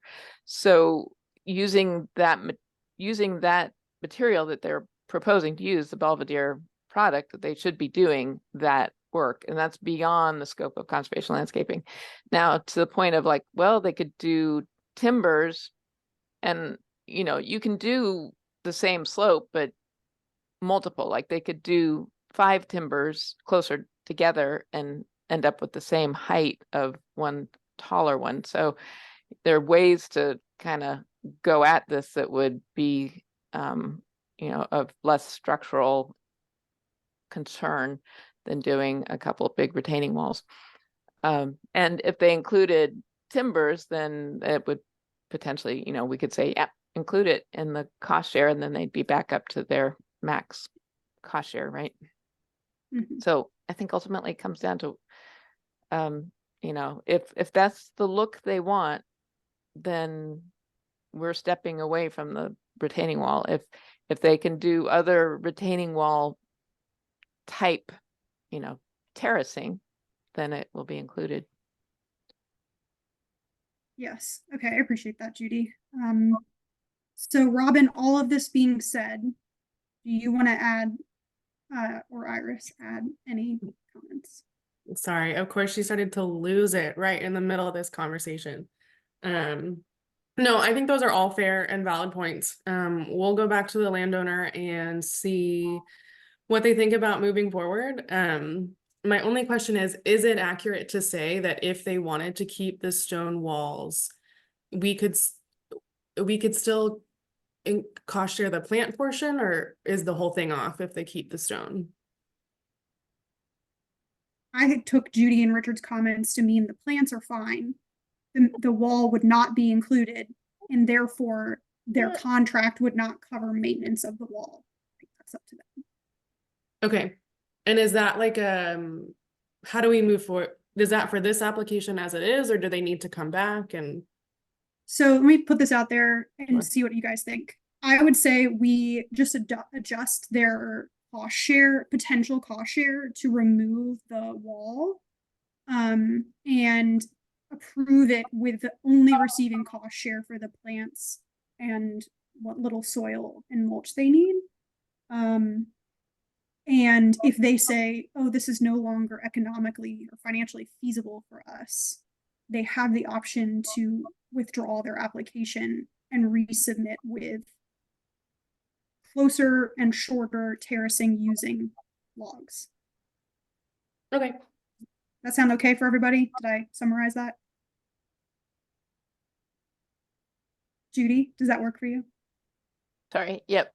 Sounds good. Okay. Thank you guys. I enjoyed. Had to I get one enjoyed tough that. one in there. Yeah. Robin, I wish I had your grace and like your just peace about everything. They'll be okay. You're fantastic.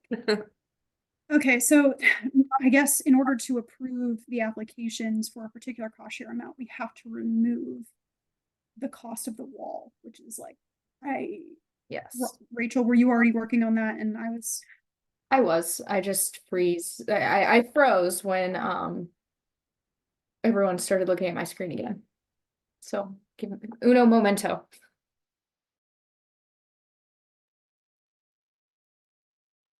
So no tabling, we'll just adjust the cost share rate, improve it. I think that's the plan. And if they want to discuss and come back. Yeah. something. Or if they want to do the wall. Yeah. Godspeed, and you'll get your plants. And again, yeah, I provided that link in the chat.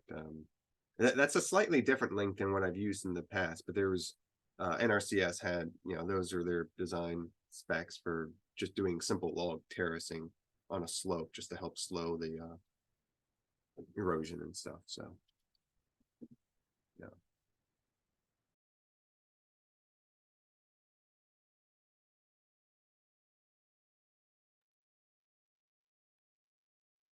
Do we take 5? You know what? Actually, that's not a bad idea, because I'm also looking at this, Rachel, and going, I'm not sure how we're going to pull that out. I was just about to say, I was like, oh, I got this. This is no problem. Well, there was this one sheet that had the plantings. I thought that included all the It costs. does, but it also includes this delivery and labor, which I assume is for just the plants. So it would be the 2854 22 plus the 1575.77. Which I think was close to that 440. Yes. So the total would be, go here. Yeah. Okay. The revised total would be 4429.99, and then We could round them up. yeah, I just say you're right. Thank you. Or Thank just you. bank that somewhere. Thank you for making that easier. 4430 times. Okay. So their cost share would actually be 3544. And then Which 2 years ago would max out. Just, think positively, I guess. Sorry, that wasn't that great of. I missed the first thing that you said. Like 3 or 4 years ago, we adjusted. A few years ago, 3,500 was the max. So just saying, like, you've maxed out in 2019. That's right. That's true. Okay, so is everyone comfortable with this math to cover the plants and remove the retaining wall? And then I guess we'll see how they move forward with that. And sorry, go ahead.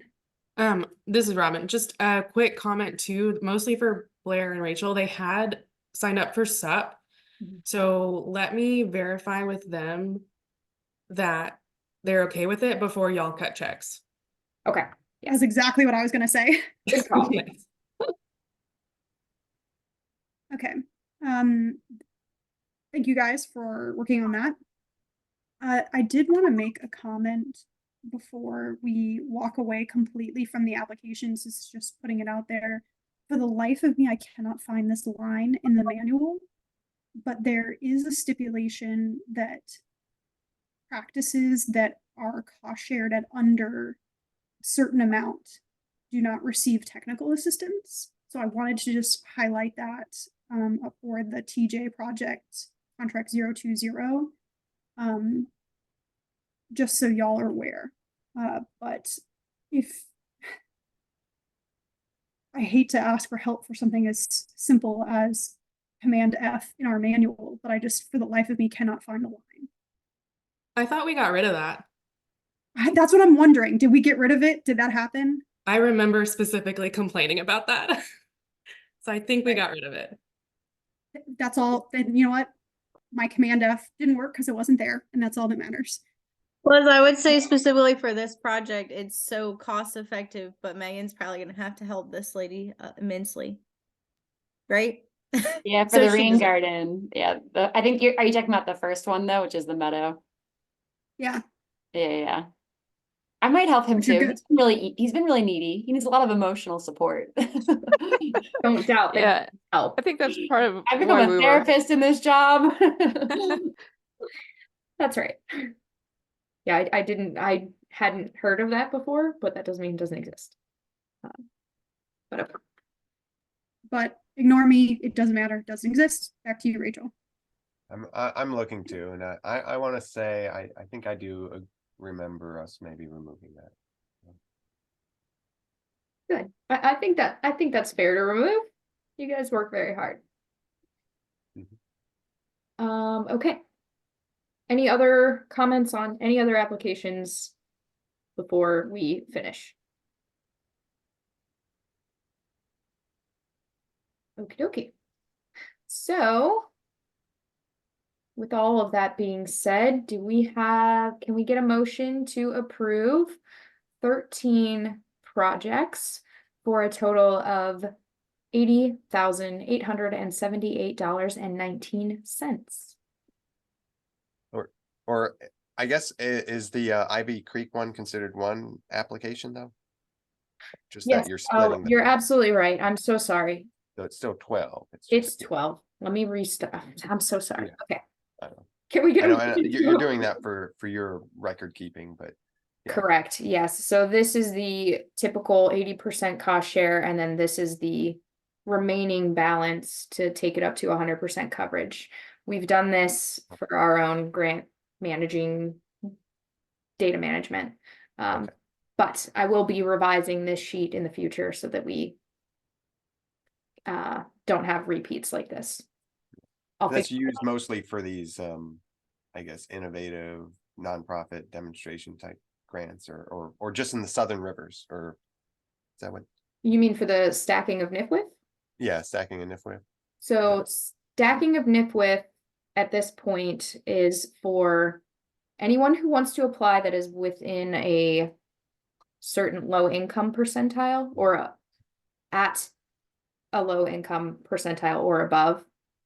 Community facing projects, nonprofits, churches, that kind of thing. Am I And miss- not individuals, right?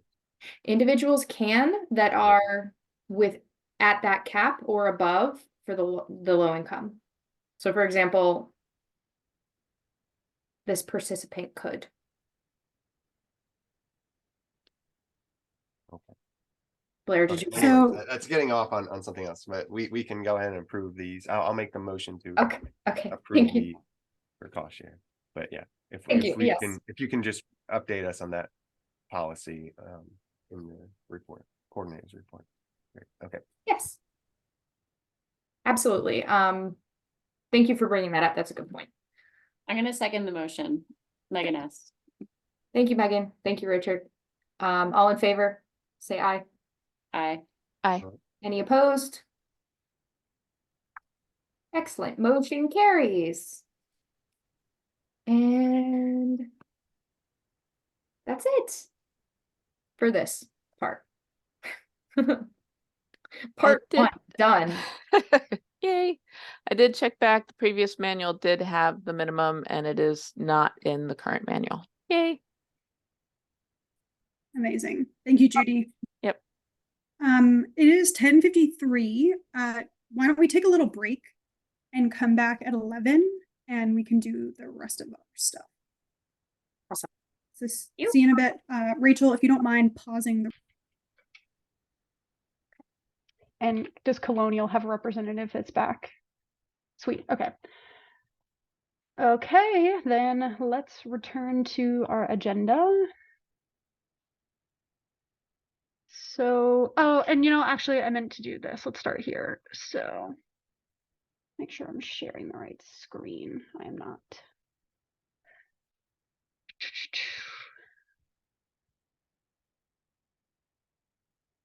So, and my math, my formula doesn't seem to be wanting to be perfectly flawless.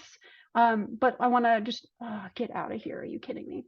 I just want to draw our attention to funds obligated from the DCR grant, obligated $1.44 million, 1.27 remaining.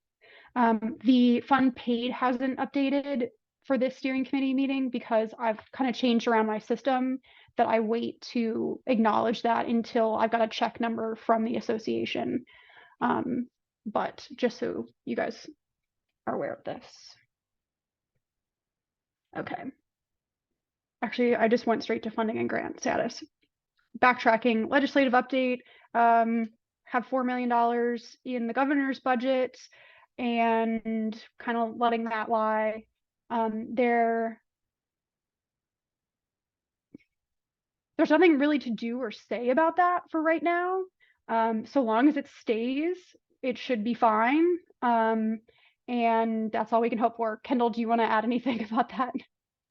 No, really just, I've been listening the whole time, but if you had any legislative questions, happy to answer. The 4 million was in the governor's budget and you're right, we haven't had any questions, issues. So you're right, we anticipate it remaining as part of WQI. Okay, if there are no questions, funding and grant status, I showed you DCR. We can talk about the NIFWIF money as well. So backtracking slightly, just to explain, we talked about this as a part of the form updates. So there's a webinar on the website that kind of goes over this a little bit more. But in case this, didn't cross your path somehow, the NIFWIF money was originally a grant that Kevin applied for before I was hired, before there was the stable state funding. And the contract took so long to come through that by the time we had a contract to sign, we didn't need just cost share anymore. So essentially I put forward some requests to change the scope of work. And I requested that we pay for those design fees upfront up to $250. And I requested that we allow stacking to support our work in low-income geographic areas and with the low-income communities, and paying for maintenance on practices that need support within lifespan. Those were, and there was some commentary about SUP as well, although that's kind of, we've gotten ahead of that component of the request. So they approved our scope of work change, and I developed a set of protocols to kind of explain how this would work. And I put the link in the chat, but it's also on the website and it's kind of outlined here. So design fees, anyone can request design fees, but only if you pay directly to a contractor, installer, or designer. You have to use the assignment of payment form. And there has to have been a site visit. We have to receive a site assessment checklist to show that there's a need for a practice. And then that would be submitted to the steering committee and we could release that funding. The project doesn't have to become a VCAP project, but the goal is to support people in submitting an application if that design fee is a barrier. The stacking of funds is up to 100% of eligible costs. I need to change that language to make it more specific, but 100% of eligible costs for 3 different groups, community facing projects anywhere, in order to advertise, essentially market the program. Anyone within a low income geographic area as designated by EJ Screen, so areas that are the 70th percentile or above using national low income percentiles. And the way I see this coming forward is you would submit a Form 7, a cost share adjustment form, and you would just parse those out. So the contract would have, like the forms would have your DCR cost share funding on them. Your payment request spreadsheet would parse them out, DCR funding, and then another line for NIFWIF funding. So we're very clear about the sources. So if a contract ever has to be turned over to the Attorney General's office, we know exactly where that money came from. And then the stacking for low-income individuals outside of EJ Screen priority areas would require income verification. I took this language directly from the septic program that does an income-based rate. The rate that I determined we should use 2 times the federal poverty rate is the rate that EJ Screen uses in their mapping. So like they are turning this into a percentile of people that are below this rate, but that is the designation that they use. So again, it's all outlined on the website. So that brings me to my point. If you have any applicants that are in those areas or are willing to submit income information, you can qualify. Okay. Questions? Yeah. Are you going to provide that in a training, or is there some more? We outreach? talked about it in our form update and our update program. The annual. So, go ahead. Was that at the annual meeting, or is that the last water cooler chat? It was a separate meeting in January. Okay.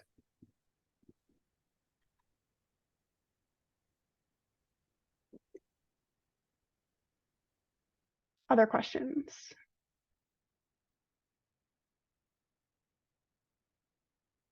Okay. Yeah, it's just it's a unique opportunity that we have. And it's honestly a relatively small amount of money. And I'm grateful that NIFWIF is being flexible, given that our financial situation changed in the midst of the development of all of this. Okay.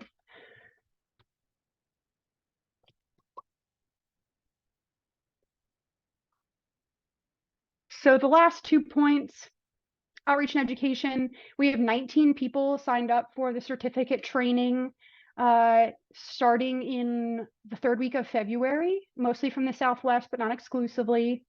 And all of them, by my memory, are people that have not been to the certificate training before. And many of them have very limited experience with VCAP. So this is like really the target community we were going for. So I'm really excited about that. Again, the curriculum has been completely revamped, so it's exclusively VCAP content. Cool. All right, do I have any questions about my updates? Okay, the last thing on our to-do list is program policy and spec review. And actually it does bear saying we do have a program update meeting on Friday, a week from today, February 2nd, 10 to 12, my apologies. And I will send you out some materials in advance of that meeting, but just as a reminder. The living shoreline fetch exemption. Lowry, I don't want to put you on the spot. So to start, Lowry has a unique situation. Do you want me to start, or are you comfortable and willing to jump right in? Doesn't matter. Whichever one you want. You want to do it together? Sure. Let me pull up your photos, which I meant to do during the break, but go ahead. Okay. Okay, so we have I know you guys love hearing about living shorelines, but Robin and I probably would agree. I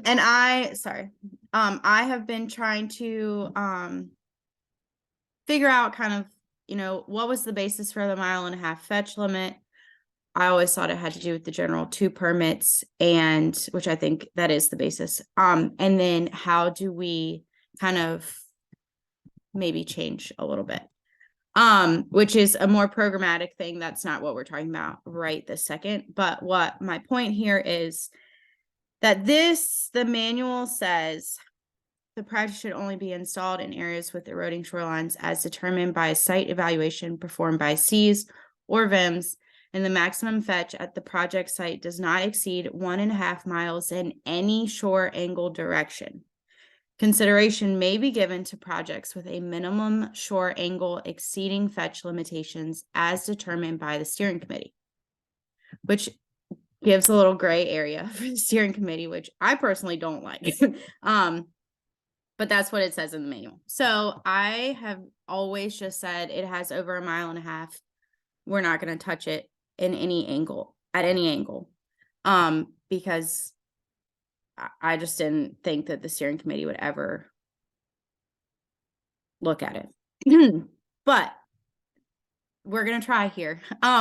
So we have a site that's the site, 82 Bellows Drive, which is in Whitestone. And as you can maybe see on here, it does have a,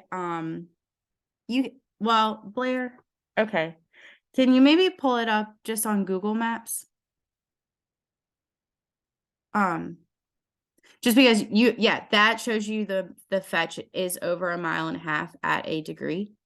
But what I would like for you to see is that there is a point, basically. Okay, so that's the house.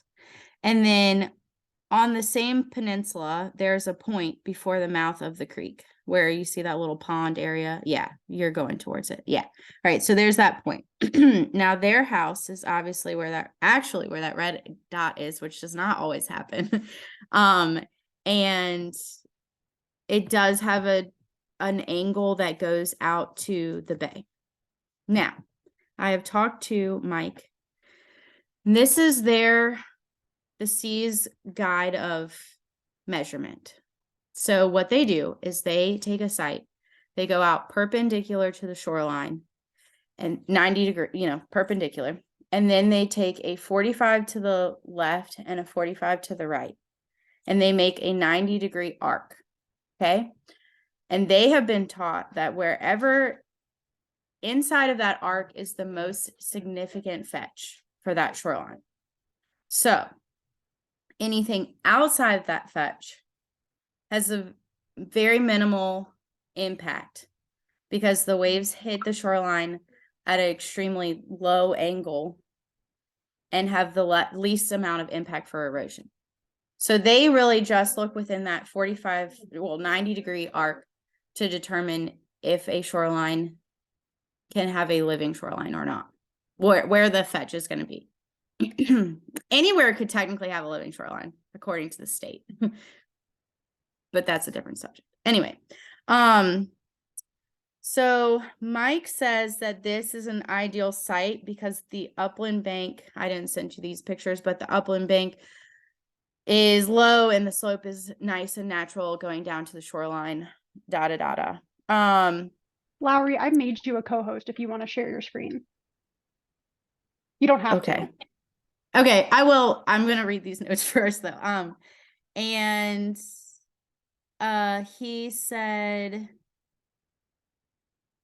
that just any angle is just not a scientifically secure way of looking at a shoreline because it just isn't a proper evaluation of that shoreline. And he said also that, like, the more we go up in the creeks and the coves, which is what we've been focusing on, is the more they're more apt for sunlight. Shading and decrease in viability there, whereas this is like wide open, so the plants are going to take off and do really well. Yeah, and I think the main thing was just, for me at least, SEAS is the one that has to sign, well, and VIMS, but we don't use those really them at our district, but we depend on C's basically to make the scientific reasoning. And if they say that this is a viable site, then I feel like if this is how they do their view on it, then why are we not following who we're saying is the expert? And then we could get onto all the math of how we're saving nutrients in soil and blah, blah, blah, blah, blah in a much grander view. But we won't get into all that part because I don't want to belittle any of the rain gardens and conservation landscaping, but it's a lot.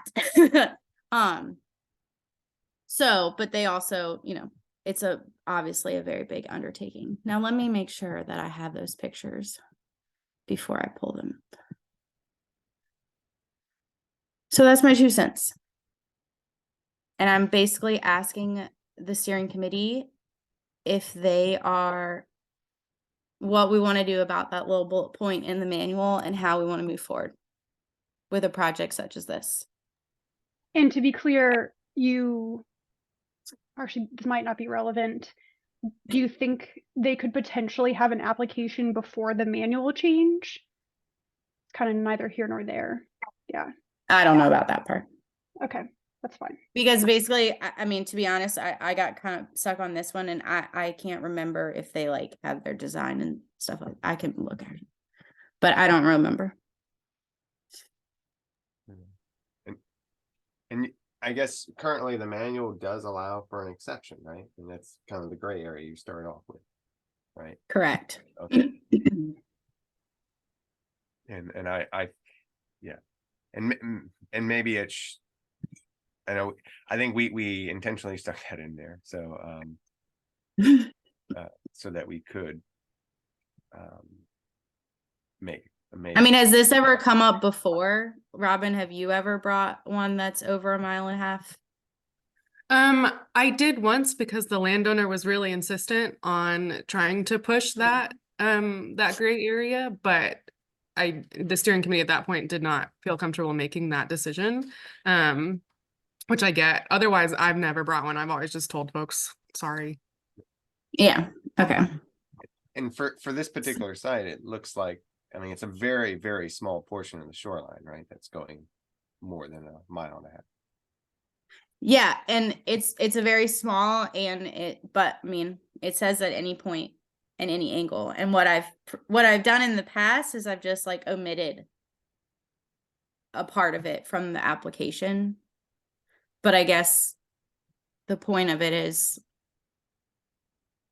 since it's at this angle, why are we even doing that?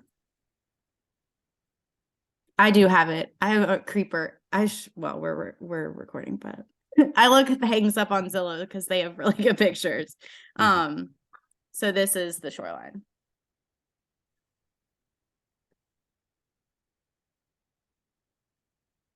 So, I mean, you can see that it's, I mean, it's very perfect for a shoreline for grading and etc.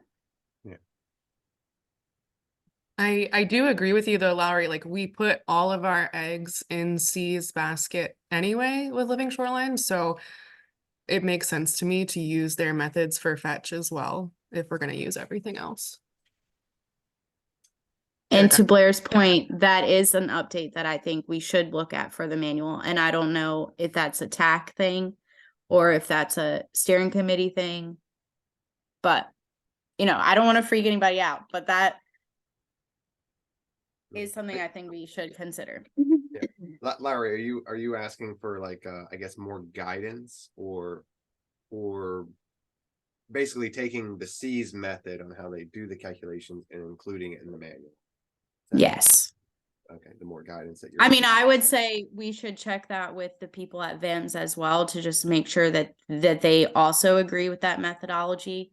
I will admit that Mike said he tried to like find it in a manual or whatever, but it's just kind of been like, this is how they were taught to do it. And this is how they perform everything. And this is how they do it. It's not necessarily, he couldn't find it at the moment, but Aaron might be able to find it. He's out on leave.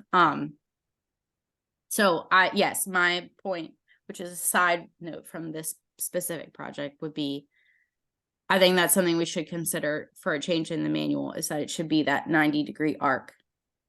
If it's more than 1.5 miles outside of that 90-degree arc, I still would like to push that boundary at some point, but that would be a starter. But that's a side note from the Leo project.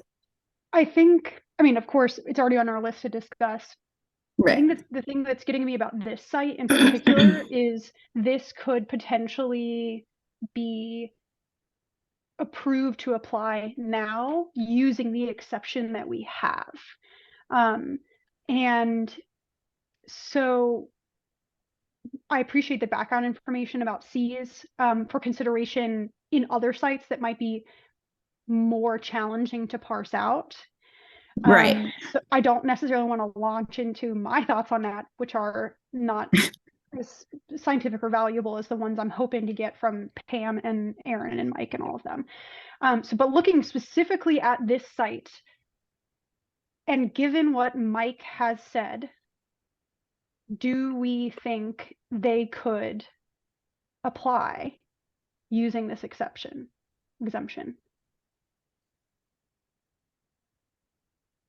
Robin, what do you think?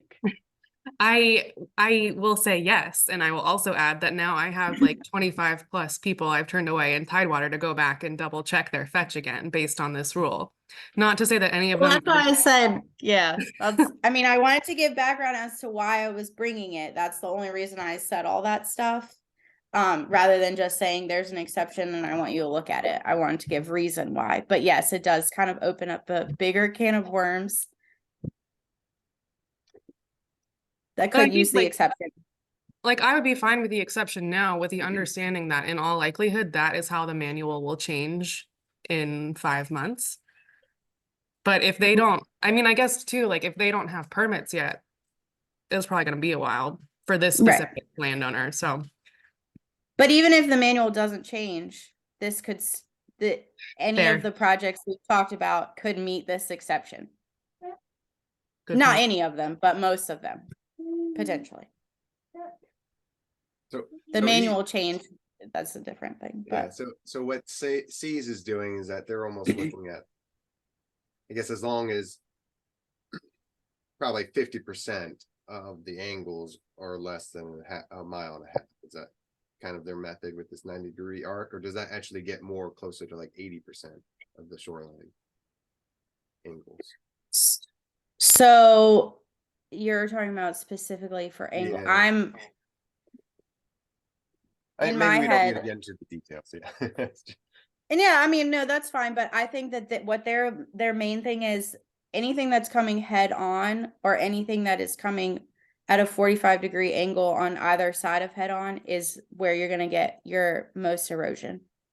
So it's that little bit on the sides, which I mean, whatever percent that is, that's not as significant. Yeah, and of course, shorelines, they can be concave, convex, so there could be different shapes that could exasperate. Yes. So I guess on Yes. a point, you can go to the point and say, oh, well, there's not, we got less than 1.5 miles, but if you go either side of the point, you might get into that 1.5 miles fetch. So Yeah, so and they would whenever probably we've do had multiple. points, yes, whenever we've had points or something like that, we break them up. But in my past, what I've done is exactly what Blair showed at the beginning, and if I can take that whole thing and go anywhere, then I say no. But this exception in the manual says I don't have to do that, I guess. Yeah. Well, it's up to y'all or us. And I feel if C's has, I mean, if you got documentation stating that they think it's okay, and if he describes this in his recommendations, this method, or no, that's just what he told you he did. I don't know I don't know. I'd have to look at one. I'm not sure. Because in the past, we've never gotten to the point where I've asked for the letter. Because I've just immediately said no. Do you get what I'm saying? Mhm. So I have a question as a non-living shorelines person. What, I mean, are we, sorry, I'll turn on, are we approving living shorelines that, I mean, everything we approve sees, or VIMS has to approve, right? So is there a reason for us to distinguish between what they approve and what we would approve? I think that's a really good question. That's something that my district manager and I have talked about is, and I've never experienced this. So would the steering committee approve something that Cs or VIMS have not signed off on? Because that puts a lot, well, never mind. That's a conversation for another day. I think though, Judy, to your point is C's, I don't know about VIMS, C's would sign off on much bigger projects than what we're approving.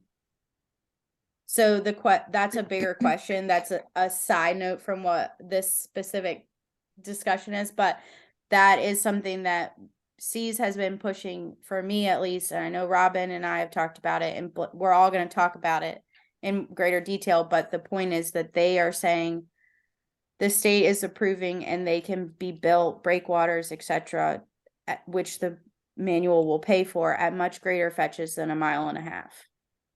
And they would make a bigger impact. So to your point, C's would go out there and say, there's a 3-mile fetch, but it can be designed appropriately and it's fine. And it can get permitted. So why isn't VCAP approving it? But then our manual says no to that. But that would be an angle at any, that would eliminate the 90-degree arc discussion. Well, But yeah, that I is a mean, I side guess it note. seems like that would be something for the program, maybe through TAC to grapple with.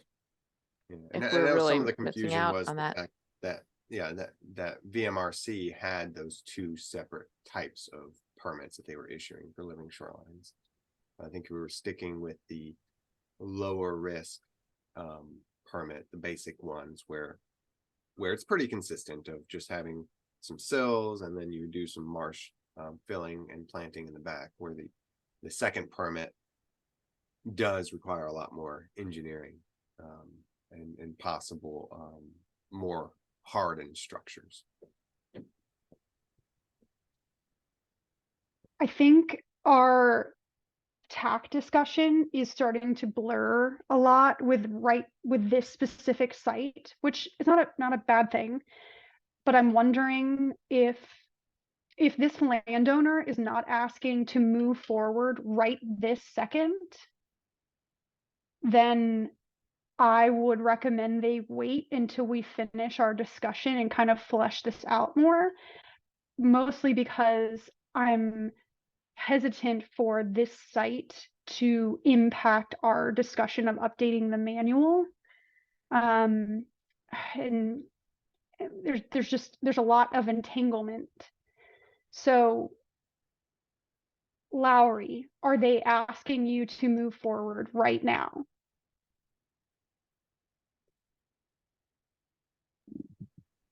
I mean, I don't know. Yeah. Horrible answer to give, but they have had Mike out. Mike has done a site evaluation, I believe, but I mean, I stopped them dead when I said, I don't even know if I should continue to talk to you. Does that make sense? No, it So I doesn't, don't know. 'cause I don't know how far along they are. would we consider an application if they were to move it forward? Right. That's the question. Mm-hmm. Based on the note in the Mm-hmm. manual currently. And that's also assuming, so Mike's been out, Mike said it looks good. Mike would sign off on the design review, assuming the design met the whatever. And so we would have C's approval for it. It would just be that gray area. So in my case, if we're Sorry, sorry, go ahead. in No, my no, case, go ahead. if we're gonna follow what C's recommends and C's signs off, noting the fetch differences, then I would approve it with the exception. Because C said, yeah, looks good. And I would also just say that C said yes, based on the fact that meets what the manual says, that it's at a minimal shoreline angle. So the discussion of increasing the fetch, using the whatever, that's for another day. We flicked that one off. I just wanted to give you background as to why he was saying this is fine and it's at a minimal angle. Does that make sense? I would like to venture that, and Blair knows that, and we are going to do that, but that's not this project. This Yes, project so- meets what the manual says. Yes, so I agree with Robin. I think they could put forward an application with that exemption called out. I think this adds a layer to our discussion for manual updates. The thing that's snagging me is the exemption says, gosh, I want to look at the exact language. It's going to drive me nuts until I can read it. Do you want me? It says do you something. want me- I just need to look up C's. There's a section that says the exemption is at the discretion of the steering committee, which removes the decision-making power from C's. And so maybe moving forward, if we allow this to happen,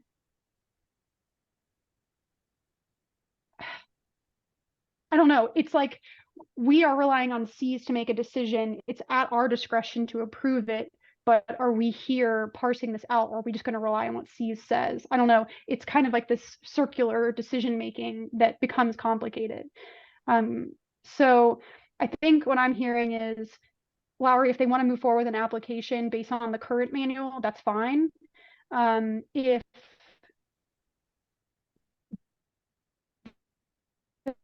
Uh-oh. Oh, no. manual changes and their application is after the manual change, Blair. Why I was Poor recording. timing. Oh, there she is. Yeah. Okay. We didn't hear that. you didn't hear any of that? That's probably for the best.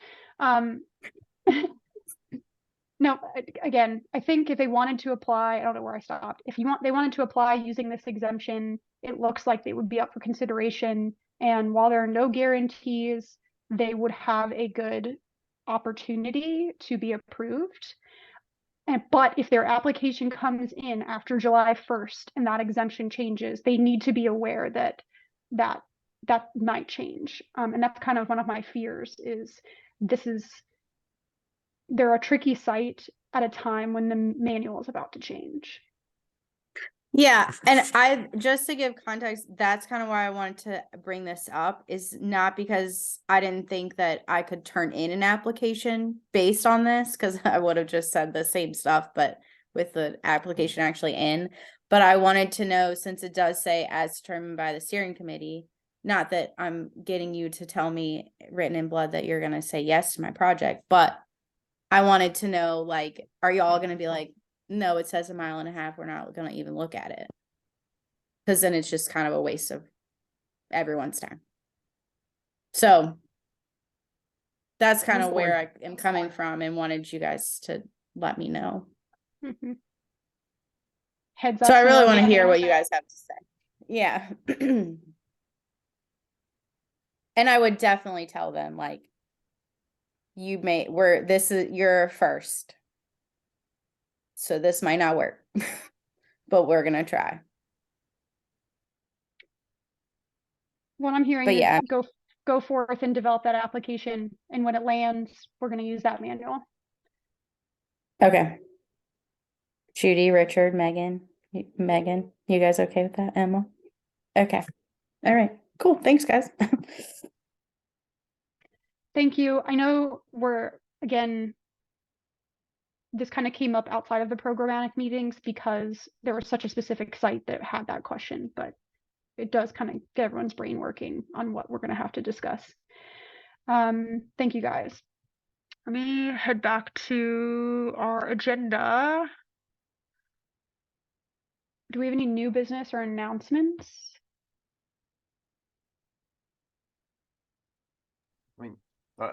I'll just make the announcement again that we're having the TAC meeting on Monday. Yeah, Monday afternoon.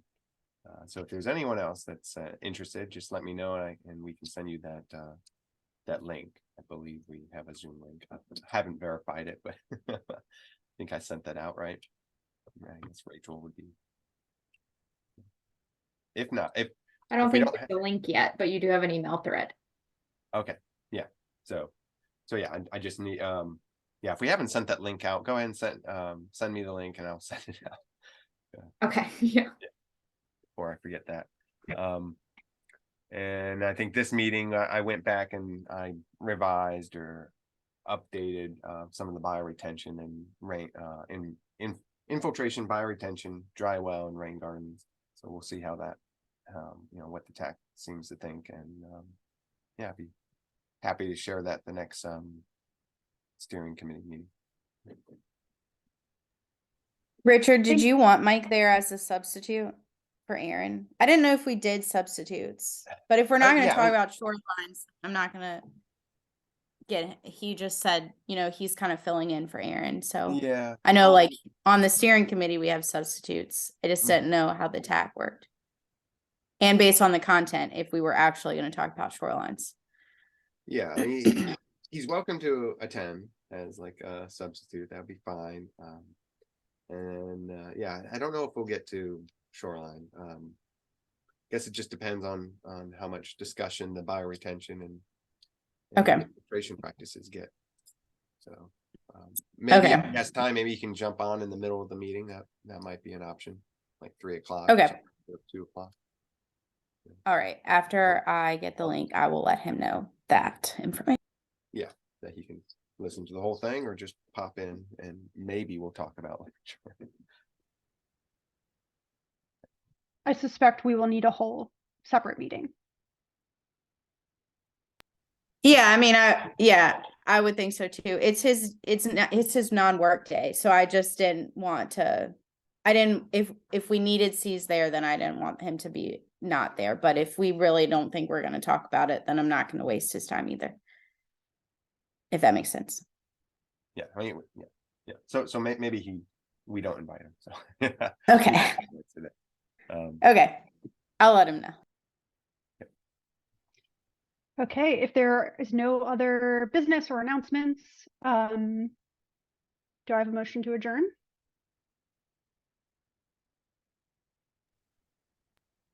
All of us jump for it. Yep, I'll make the motion. Thank you, Judy. And we don't need a second, so meeting is adjourned. Thank you guys for your thoughts and your attention to detail. And I'm looking forward to our next programmatic update meeting on Friday. And of course, the TAC. I know this is a busy time for all of us. So again, just thank you so much for your work. All right. Thanks, Good y'all. weekend. Thank You you too. guys. Have a good weekend. Bye.